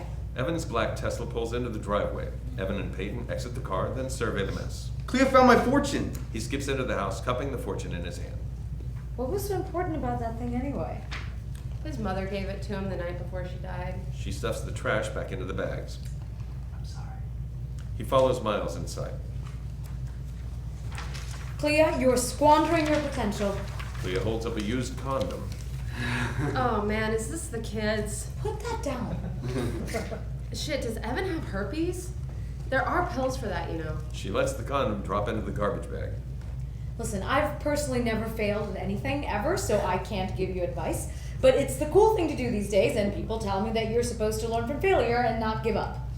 If you haven't decided on your second book topic yet, you should totally think about going with Overachieving 101, or maybe Payton Knows Best.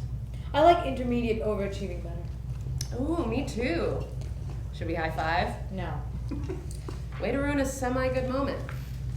I cannot, with a good conscience, allow you to stay here indefinitely.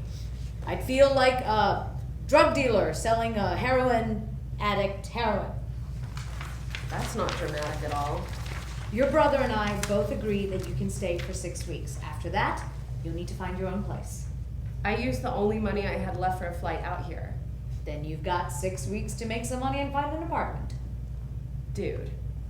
Clea, in 6 weeks, if you don't have an apartment, I will change the code on the security system and you'll be locked out. Seriously? As seriously as a heart attack. But the good news is I am going to help you. I don't need help. I am doing this because I care. You should probably care you threw away the kid's last memento from his dead mom instead. I made a list of errands I need you to run tomorrow. To-do list? Car keys. She hands her both. I expect every single one of these checked off. Call me if you have any questions. Is this me helping you or you helping me? That's fine, boss woman. All I ask is that you don't sexually harass me. Excuse me? Forget it. She walks the trash bags over to the garbage bins, throws them away, then runs up the guest house stairs. Interior Fiat Day. Clea listens to 99.7 FM as she runs errands. She jams out to a Rihanna song, and it ends. I'd like to thank Rihanna for being so sexy.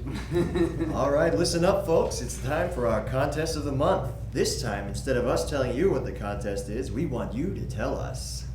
You heard that right. You're going to pitch us your ideas, and we'll choose the ones we like the best. Then open up the contest to everyone. The winner will get $5K. We're taking ideas now. Call us and give us what you got. 888-456-9970. Clea pulls the car over and dials the number on her cell. She puts it on speaker. Fernando here. Tell it to me. Yo, Fernando. I think you should sponsor a contest to see who can set the Guinness World Record for getting fired from the most jobs in a month. Hello? She looks at the phone to make sure she's still connected. I'm going to go ahead and say you're the winner of the contest idea. Don't you need to ask Greg? He'll love it. We're in. If you need ideas on how to get fired, I'm your man. When I go to sleep at night, I fantasize about all the shit I could say on the air to get fired. It's the fun games I play with myself. Why? You have like the best job ever. Oh, no, hell no. If I had to do something, if I didn't have a family, I'd start over, do something else. I didn't choose this, it chose me. I got the voice, I got the offer. Anyway, contest starts on Monday. Check the website for rules. I'm transferring you to Tom. He'll take your information. Good job. You're already a winner. Holy fuck. She hangs up the phone. Interior Miles' bedroom night. Miles lies on his bed reading a Lucille Ball biography. There's fabric, sketches, fashion magazines, and female mannequins in half-finished outfits and varying forms of undress scattered about. Clea bursts through the door and looks around. She circles a mannequin, checking her out top to bottom. She puts her hands on the mannequin's breast and squeezes. Those aren't just firm, they're downright hard. Must be implants. She grabs the mannequin and starts dancing around the room. She dips her. Her head falls off and rolls across the floor. I think she likes you. Clea stands the headless mannequin up. Yeah, because she's lost her mind. I only wanted her body anyway. What's this all about? Oh, sometimes I make clothes. A man of many talents. I'm not a man yet. Funny. I know I am. So, I have an announcement. May I kindly have your full attention? He sits up. My full attention is now on you. I, Clea King, am going to set the Guinness Book World Record for getting fired from the most jobs ever. Okay then. Pretty genius, right? What exactly is it you're trying to prove? That I can be best in the world at something? By succeeding and failing. That's right. I'm committed to being a failure. And you should know that when I commit, I really fucking commit. I feel like there's a piece to this story I'm not getting. Boss woman is kicking me out of here in 6 weeks, so I need money. If I win this radio contest, I get 5,000 bones. Wanna be my campaign manager? I don't like politics. If you've got too much going on or you'd rather hang out with your friends, that's cool. You're in high school. Why would you want to hang out with an old chick like me? I totally get it, big man. I'll help you if you help me. Love a man who can negotiate. What do you need? Help studying for the SATs. Evan said that even though you're really good at sports, you're smart. And when it comes to tests, somehow you just know the answers. I can try to teach you what I don't know that I know. Awesome. Question though, do you really need to go to college to be a comedian? Well, when I was 12, I promised my mom I'd go to college, and I kind of want to keep that promise. Not that she'll know, but still. Got it. Okay, my main man, we've got ourselves a deal. She makes up some weird handshake that Miles goes along with. You're in charge. You the plan man, the mastermind. Where do you find these nicknames? I don't know, they just happen. Please stop them from happening. We'll try. Pinky swear. Huh? End scene.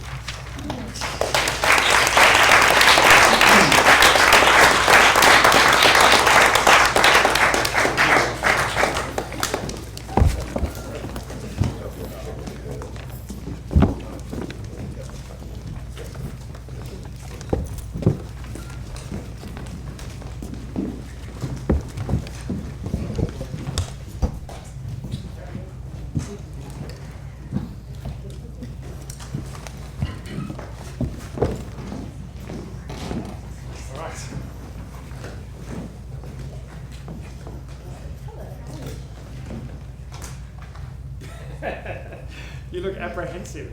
I am not used to being on stage.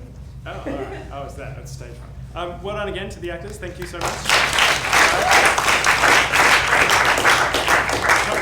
It's a tough job. Do you want to go first, or do you want me to go first? I mean, I guess I'll start, and we can both talk and jump in. I thought that was a lot of fun.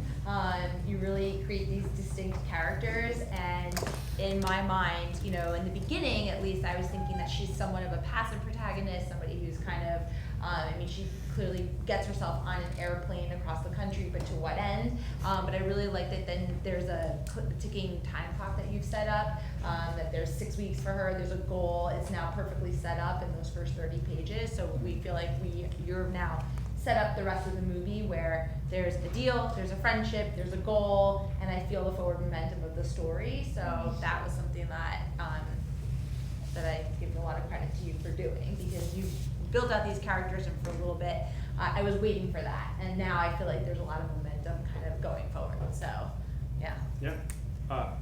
Yeah. You're gonna get. But. I need to think on it for another moment. All right. Yeah. Mine's easy. Yeah. I mean, I really like when I first, because I get an advantage over you guys. I get to read them first. So I'm sorry. That makes me sound more learned. When I read this, my first impression was this was a couple of great characters in search of like a really more compelling like stuff to do. Like I like at the end that you set up the jobs, but then so that was my first thought. But then listening to this, it really struck me that and that's why I think it's great hearing it read.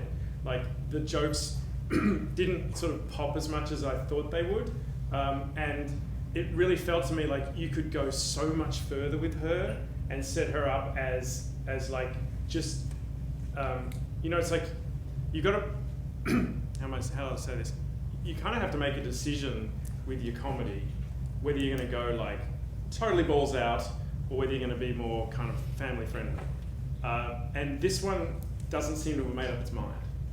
I would agree with that. It kind of falls somewhere in the middle. I mean, just because it's the prototypical kind of, actress now, but she almost feels like an Amy Schumer type, the way she is lying naked all over the place, and she gets drunk, and she's like failing at everything, and there's clearly a deeper meaning there. And I thought there was some really great witty dialogues. You definitely got a lot of like funny moments. I think there's a lot of banter that you could have even more so between Payton and our main girl. Just like there's that clear contrast. And I agree that if this is going to be like an R-rated raunchy comedy, you can push that further, or if it's going to be more of like a heartwarming, Arrested Development type story, then maybe lean that way. But it does fall somewhere in the middle. Yeah. At the moment. So that's just up to you for the next show. You just have to make a decision because I think you're entirely capable of getting far more wicked. And so I think, and that would ramp up the interplay with Payton. Like you're already pushing. Obviously, Clea's trying to push Payton's buttons, but she could. I would almost want Payton to fire back a little bit more. There were a lot of moments where Payton just lets it go, or kind of changes the subject, or doesn't retort. But it would be funny to kind of almost like see those sparks even more, maybe. Yeah, especially as Payton. I mean, they are in some ways somewhat similar, because you've set up Clea as a reformed perfectionist, and then you've got Payton as a living current perfectionist. Right. So there are sort of a remarkable number of similarities. So it would be kind of fun to see as a recovering perfectionist, you would imagine that Clea would know all of the buttons to press for Payton, and she's only pushing them at the moment. She's only kind of softly pushing them, and it's like she could go much more. Like when it's just the two of them, there's a lot more fun to be had. I really liked the interplay with Miles too. Like they had and they had a really lovely bond.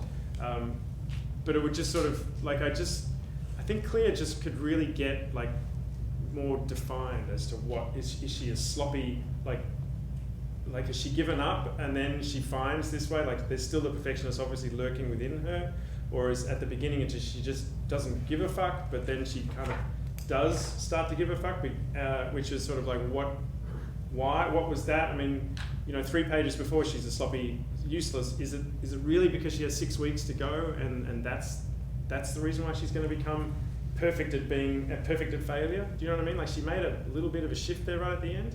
I like that irony of like being perfect at failing. Yes. And I almost wonder if it's because she's just like trying to prove a point to everybody, and like if we can lean into that a little bit more. Yeah, because it's a great idea. Her way of saying fuck you is like because she's clearly like her dreams have been crushed and she's depressed and she has lost her way and she's trying to figure out her identity and her place in the world and all of these things, and her act of rebellion is almost to take that and say, I'm just going to fail everything.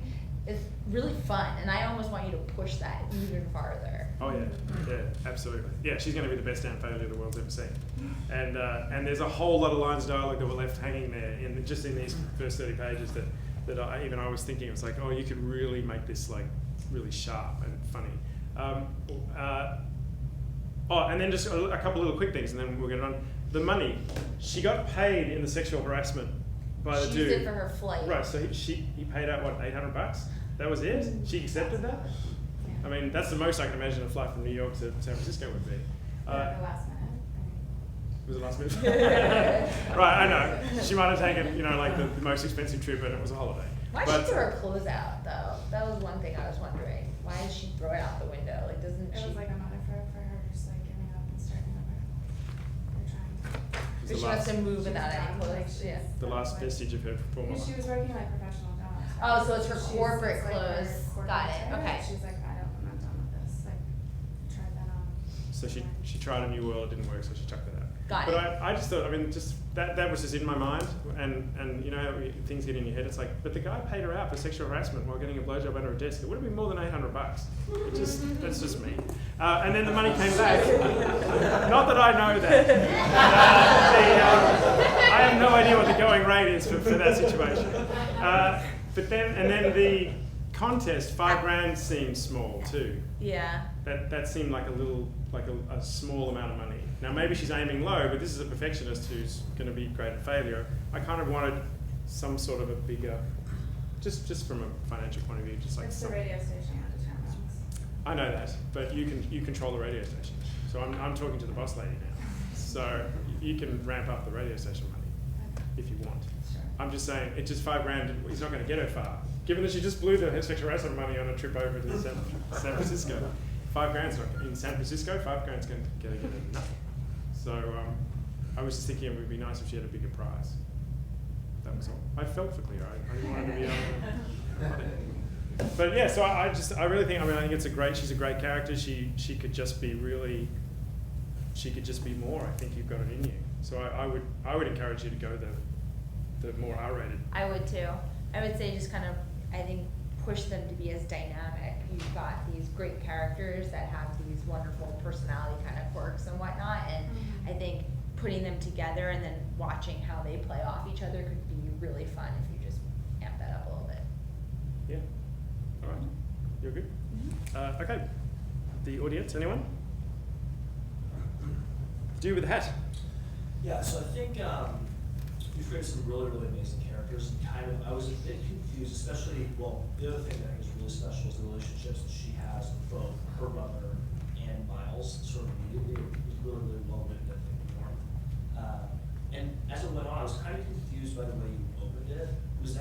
Was the scene where she sexual harassment, is that before the diving injury, like chronologically, or was it diving injury sort of flashback? It was a flashback. Flashback. Yeah. So I guess given how she acts in the rest of the scenes that followed, I was a bit confused how she handled the sexual harassment thing. It was kind of, given that she's so, I don't know, heaven can care, definitely care in the rest of it. I felt like she was a little, like she may have taken it, character in the beginning, I felt like she acted differently than she acted in the rest of the script, if that makes any sense at all.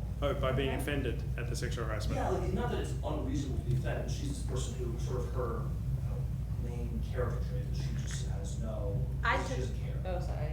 I don't want to answer for you, but I read that as she saw an opportunity to take advantage of her boss. Fair. Yeah, I guess I was interesting. Yeah, no, it's okay. We appreciate the comment. And the second is, have you considered putting the diving injury as like maybe a flashback, like not showing it, and just sort of having this thing that's sort of alluded to as mysterious, and you kind of figure out pieces or, just a thought.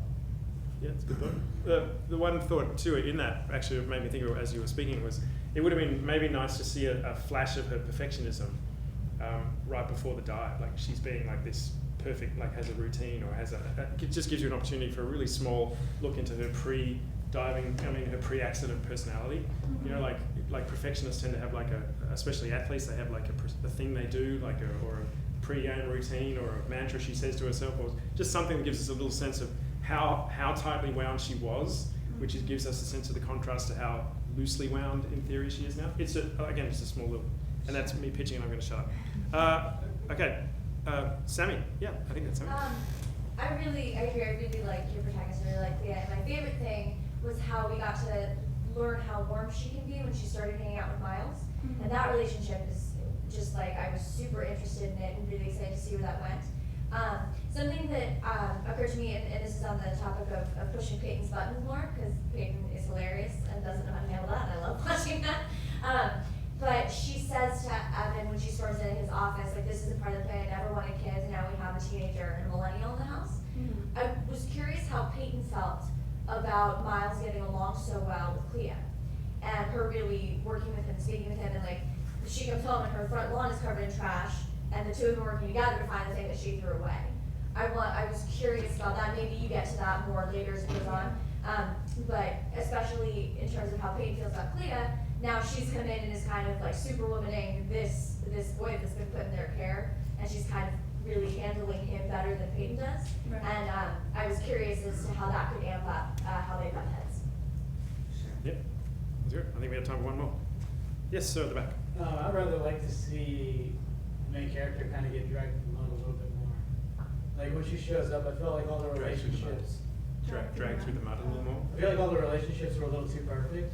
Mhm. And like her coming from somewhere where she's like totally, I guess at this point, kind of hitting rock bottom. And then give all that stuff with a little more stress, a little more tense. And then when she makes that turn, where she like has that clear path, or you know, maybe like her and Miles don't get along so great. Maybe she says something that messes it up, and then she finds the fortune cookie thing. You know, it really kind of, I think you can make that moment way stronger Mhm. by kind of fucking with her a little bit more, I guess. Sure. Well, it gives you the sense that it matters to her, that she does want a connection, even though she may look like she's detached and a loser. Right. But she wants Miles to like her. Again, gives you a moment. Yeah. That's really all it is. It's just like giving her little more moments of humanity. It's like, because she's such an awesome human being. Do you have anything that I don't. how did you find it listening to her? It's just interesting to see what people find funny or not find funny. It always is. Great. All right. Well, please thank Carrie, everyone.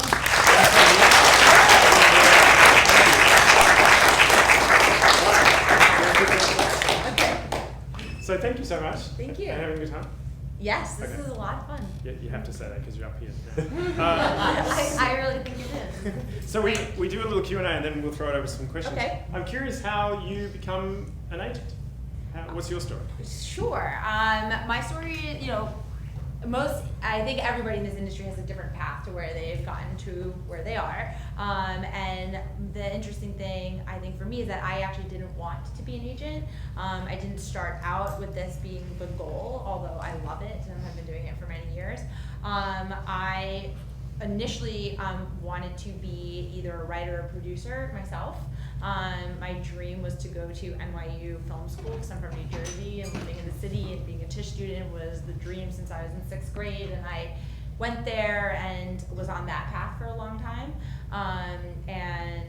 While I was in college, I started interning for Harvey and Bob Weinstein at Miramax. Holy cow. Which was also a dream. That's a whole different Q&A. That is. Yeah. I was there from 2002 to 2005. I was there when Chicago was in post-production. Then that year it won Best Picture. 3 years later they split from Disney, became the Weinstein Company. It's really, you know, interesting time to have been kind of the eyes and ears in that building because I was an intern and then a temp assistant.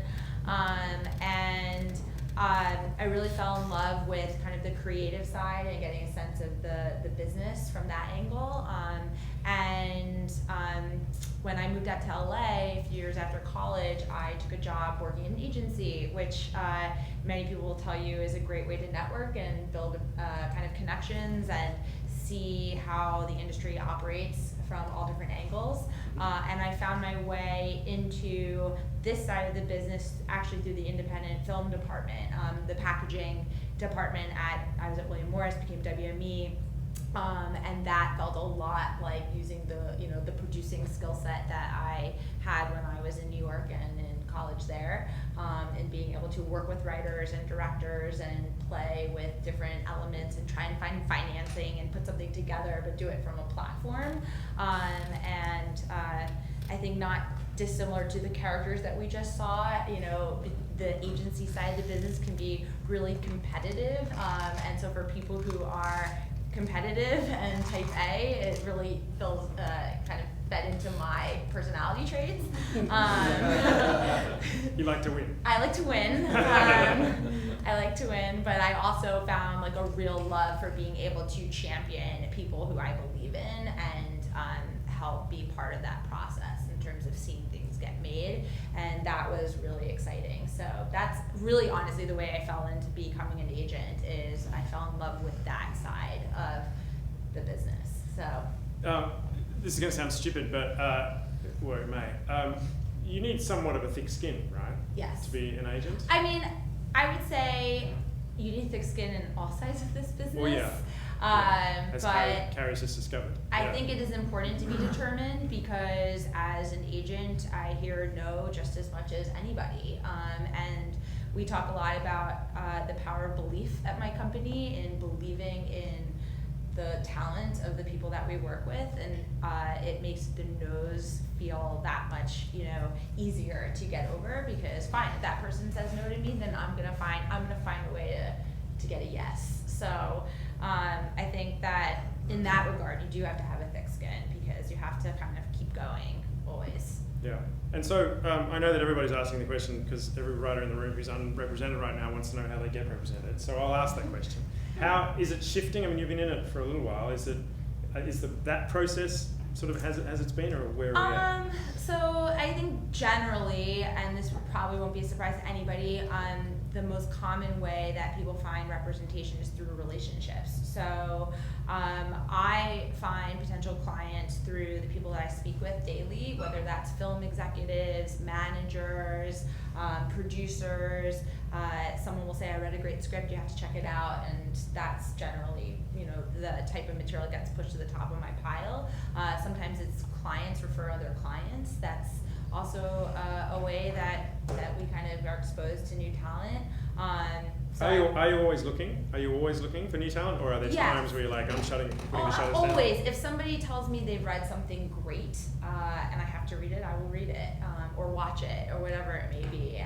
I think that's the one great thing about this business is that when you have something to share and someone else is really excited about it, or I'm really excited about it, like everyone wants to read or watch something great. I'm assuming we all love good stories, and that's why we do this. And so absolutely. I mean,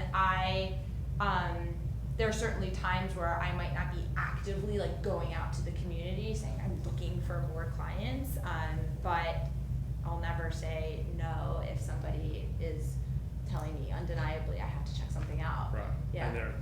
And their opinion is important. Yes. So how many clients would you have on a given calendar? It's an interesting question. I mean, my company, I'm at Verve, the way that we operate, and this is very important to the fabric of the agency, is that a client of the company is a client of everybody. So I personally look after, I'd say, probably my list is it's a dirty word to say at Verve, but people that I specifically point or look after is probably between like 25 around there, which is pretty modest, but the company has a few hundred clients, which is also pretty modest. That's my company. Right. Yeah, and we all know every person on that list. Wow. Yes. That's a lot to get your head around. So, but I used to work at WME, which has hundreds of agents and thousands of clients, and that's much different. And any given agent could have, anywhere from 50 to 100 to 200 people on their list. So. Wow. The one thing that you can dispel for me, this is just me personally, it feels like, because we had Kate Adams here a couple months ago, who, by the way, recommended you. Somebody who falls in that category. If Kate were to call me and say she read a great script, I would read it right away. Yes, as would we all, because she's very smart. She is. She just is.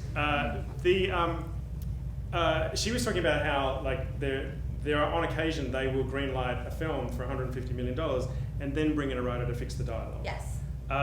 It seems to me, for those of us peering, much like the zombies outside the wall trying to get in, that the tell me I'm wrong. Tell me I'm wrong that that's not accurate. It feels like the benchmark for a script for an unknown writer is higher than the benchmark for a script for a writer who has already made it through the gate? Yes, I would say so. So what is the benchmark for a writer trying to get in? If Kate's going to hire a dialogue writer and you're sitting outside the gate saying, my dialogue's kick-ass, I'm not going to get to Kate until I've written, a more complete piece? Yeah, I would say, well, in that case specifically, if they're greenlit a $150 million movie and they're looking for someone to do a dialogue pass, they're going to go to somebody who's established to come in and put at that level. But I would say for a writer to break into the system, we've seen more and more that it just takes a signature piece, and that could be a great pilot, it could be a great play, it could be a great feature screenplay, but something that is unique and different and is like a Hollywood noise, like noisy, but really it's something that So what does that mean? It means that it's a script that stands apart from the rest because of some quality of the voice, and there's no other really way to describe that, I would say, is that when you read, like a Tarantino script or seeing Tarantino movie, like he has a voice, like Wes Anderson has a voice. And there's the Blacklist that comes out every year, I'm sure you guys are familiar with. There are a lot of scripts on there that, whether they have beautiful magical realism, and a lot of them are scripts that may not get made in the system because Hollywood is making, remakes of leaning into IP and books and whatnot. Yes. But a script that showcases the uniqueness of the individual, of the writer, where someone can read it and say, I understand who the person is that wrote this because their dialogue is just so witty and fresh and different. It made me laugh out loud, or this screenplay brought me to tears and it made me cry, or it horrified me or kept me on the edge of my seat, whatever it is, that will open up doors, because executives like Kate will read that and say, wow, like this person has a unique point of view and a quality that then can be applied to this book that I'm looking for somebody to adapt, or this article that I need somebody to adapt, or whatever it is. Yeah. Right. What's it like out there now spec scripts? I keep hearing spec features aren't really selling. Yeah. So where are your writers earning their money? TV. TV definitely is a great. There's just so many opportunities. Like there's so many buyers, and so many homes for content, because the digital spaces as well just opened up opportunity. The Hollywood studio system it feels a little bit like it's condensing and shrinking, and I think that everyone's feeling that. The executives feel it, the agencies feel it. A lot of people point to the first writer's strike, the 2008 writer's strike, as a reason for that being. Warner Brothers, by any other example, they might have less open writing assignments, that we call it, available to pitch on now than they used to, maybe, but there's still hope. Yes. Oh, absolutely. And I think that it really just, the advice that I would give to a writer is that when you go to tell a story, just really think about like the story that you want to tell and how you want to tell it, and don't worry about, is this going to sell, or can I sell this? Because chasing a target that no one knows what the target is never going to get you anywhere. We do hear a lot about, read all the trades, follow what they're buying, give them what they want, which I've never really subscribed to, but thank you for backing me up. So. Yeah, I think that I've personally seen the most success and the most excitement from original material. But that sometimes a Tarantino is used because he's someone who broke the 3-act structure. Right. And so I know writers who are very passionate about their particular script, especially if it's early on in their screenwriting career. It's just not. In terms of the number of scripts you've written, will say, well, mine doesn't conform to the system, but neither did Tarantino's, and he made it. Yeah, I would say when I talk about the voice, I really am speaking more about character and dialogue than I am about structure. So you're a proponent of structure. I am, because I think anyone, again, the when you think about the audience, for me, the audience is the buyers, the financiers and the executives, and what they respond to most is character and dialogue. If you were to send them something that structurally is is different, then they might be wary of, can this writer, conform to the structure that we want in the project, the content that we're making. Right. And just quickly, and then we'll turn it over for a couple of minutes. I know I'm running late.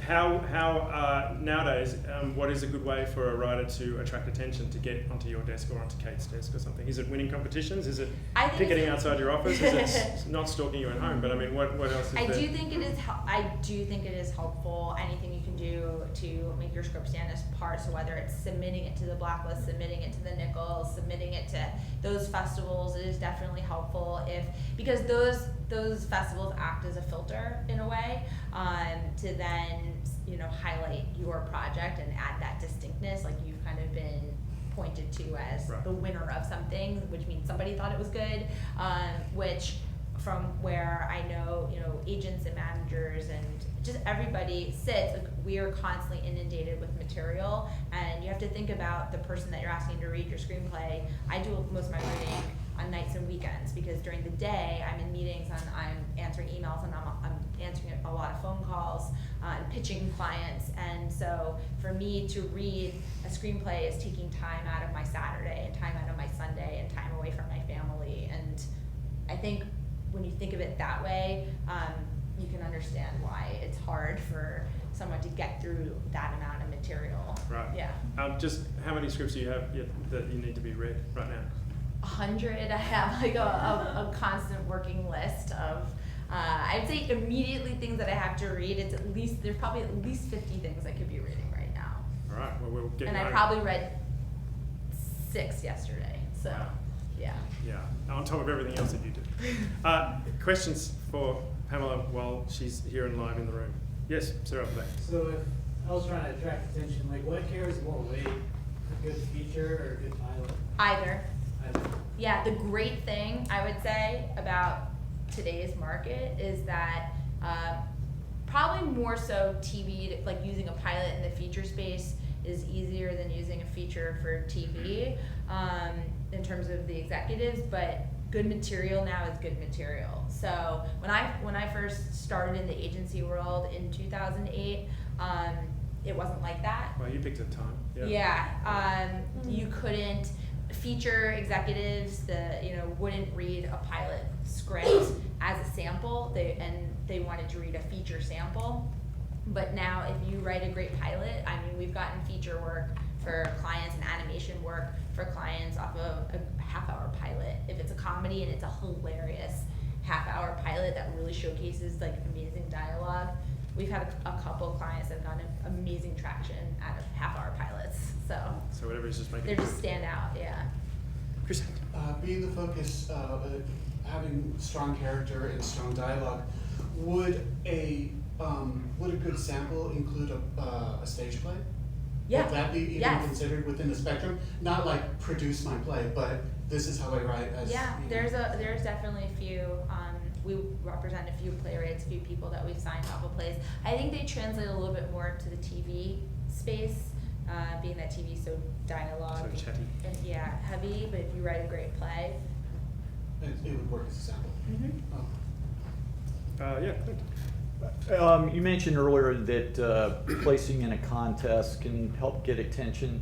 Can you be specific on what contests or, well, this one obviously. Yeah, do some carry more than others, there's Austin. I was gonna say, actually, Big Austin Break. was on the tip of my tongue. Austin is one I think is Nichols, Austin. I'd have to think about what the other ones are. I've entered and done well in all of them, so I can tell you. Page is a pretty good one. Sloan can be interesting, like the Sloan Foundation. Screencraft is sort of up and coming. They're pretty good. There are lists if you Google. There's like the top 10. There's a final draft one, the big. I won one and didn't get a call, so that's why I was Not that one. I won one once from something in Florida. I didn't even remember I entered, and they sent me money, and I was like, they said you've won $500, and I was like, is this a scam? and it was like, no, you won. And I was like, great. Now they're going to do a whole lot for me because it's going to be prestige for them that have a winner, they're going to want to get a winner signed and all that. Right. But no, they just wanted them. It was final draft. Final draft? Yeah. Oh, congratulations. Well, then clearly Well, that's it was, like I said, it held crickets. So. Yeah. But it's better than not winning. Yeah.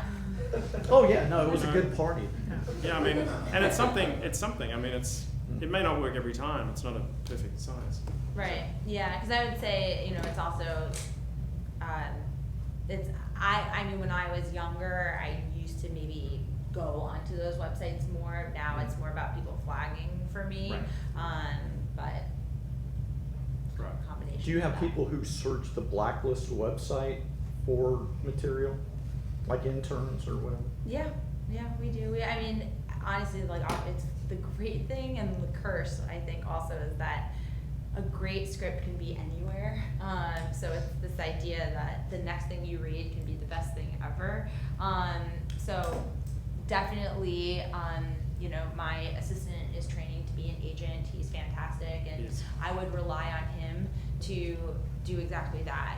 I would expect that he is looking at all of those websites and looking at the awards and also constantly reading and trying to find something great. So, yes. That's why they always say be nice to the assistants, right? Yeah. Okay, we have, I think, one more. Yes? This is just a satiation out of curiosity, but do you represent any hyphenates, like writer-directors, writer-actors, or is it like strictly? Yes, the answer is yes.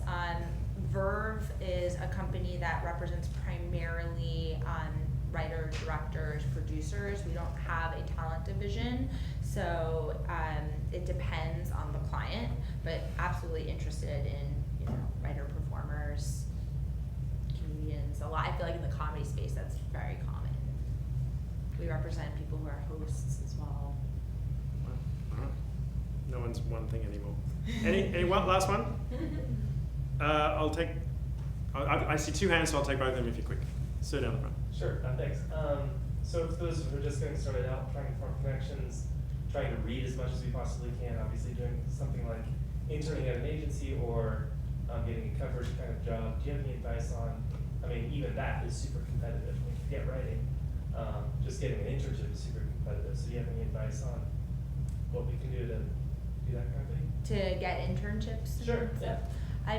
I would say doing what you're doing by attending these kinds of events and networking and building a community is a great way. Just keep doing that and be vocal about what your goals are, because I would say leaning into those connections. If you meet somebody here who may know somebody who's an assistant somewhere, the way you're going to find out about those opportunities will primarily be through somebody. So it's a little bit of a vague answer, but it's really the one that I think is the truth. It just is so much about putting yourself out there and meeting people and building those contacts. And so good job for coming. Meet someone before you go home. Yeah. And Jack at the back, the last one. We had an online question. Oh. From Anthony. It's not a question, it's a comment. It's for the last script. It came in kind of late. Oh, Anthony. Okay. Yep. He said. Thank you, Anthony. He said the best in the world part started too late for me. He wanted to see Clea failing on purpose sooner. And then the more important comment that he left was the shoe game for everyone on stage right now is really on point. Everyone on stage. Yes, thank you, Anthony. Yeah. I just have one final thing before we thank you. The attitude for writers. Writers are apart from the present company, because we all got out of our pajamas today, are a fairly self-deprecating, self-loathing sort of lot.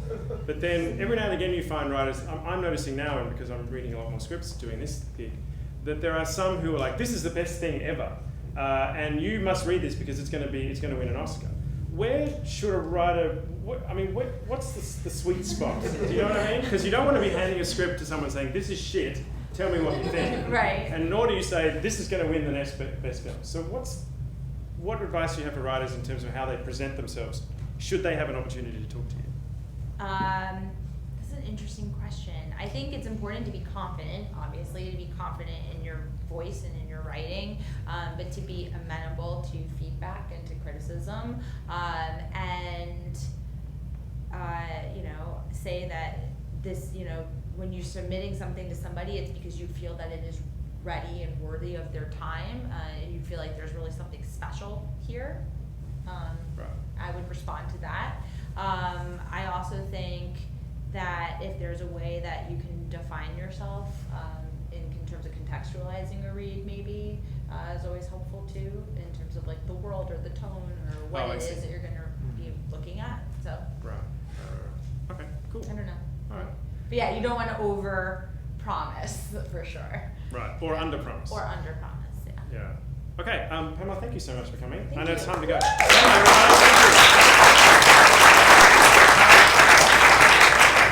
we're done. You can all go home. We'll be back on August the 7th, and I think I know who our insider is, but I'm not 100%, so I won't say it. But anyway, thank you so much for coming, everyone, and come back August 7th. Go out and write.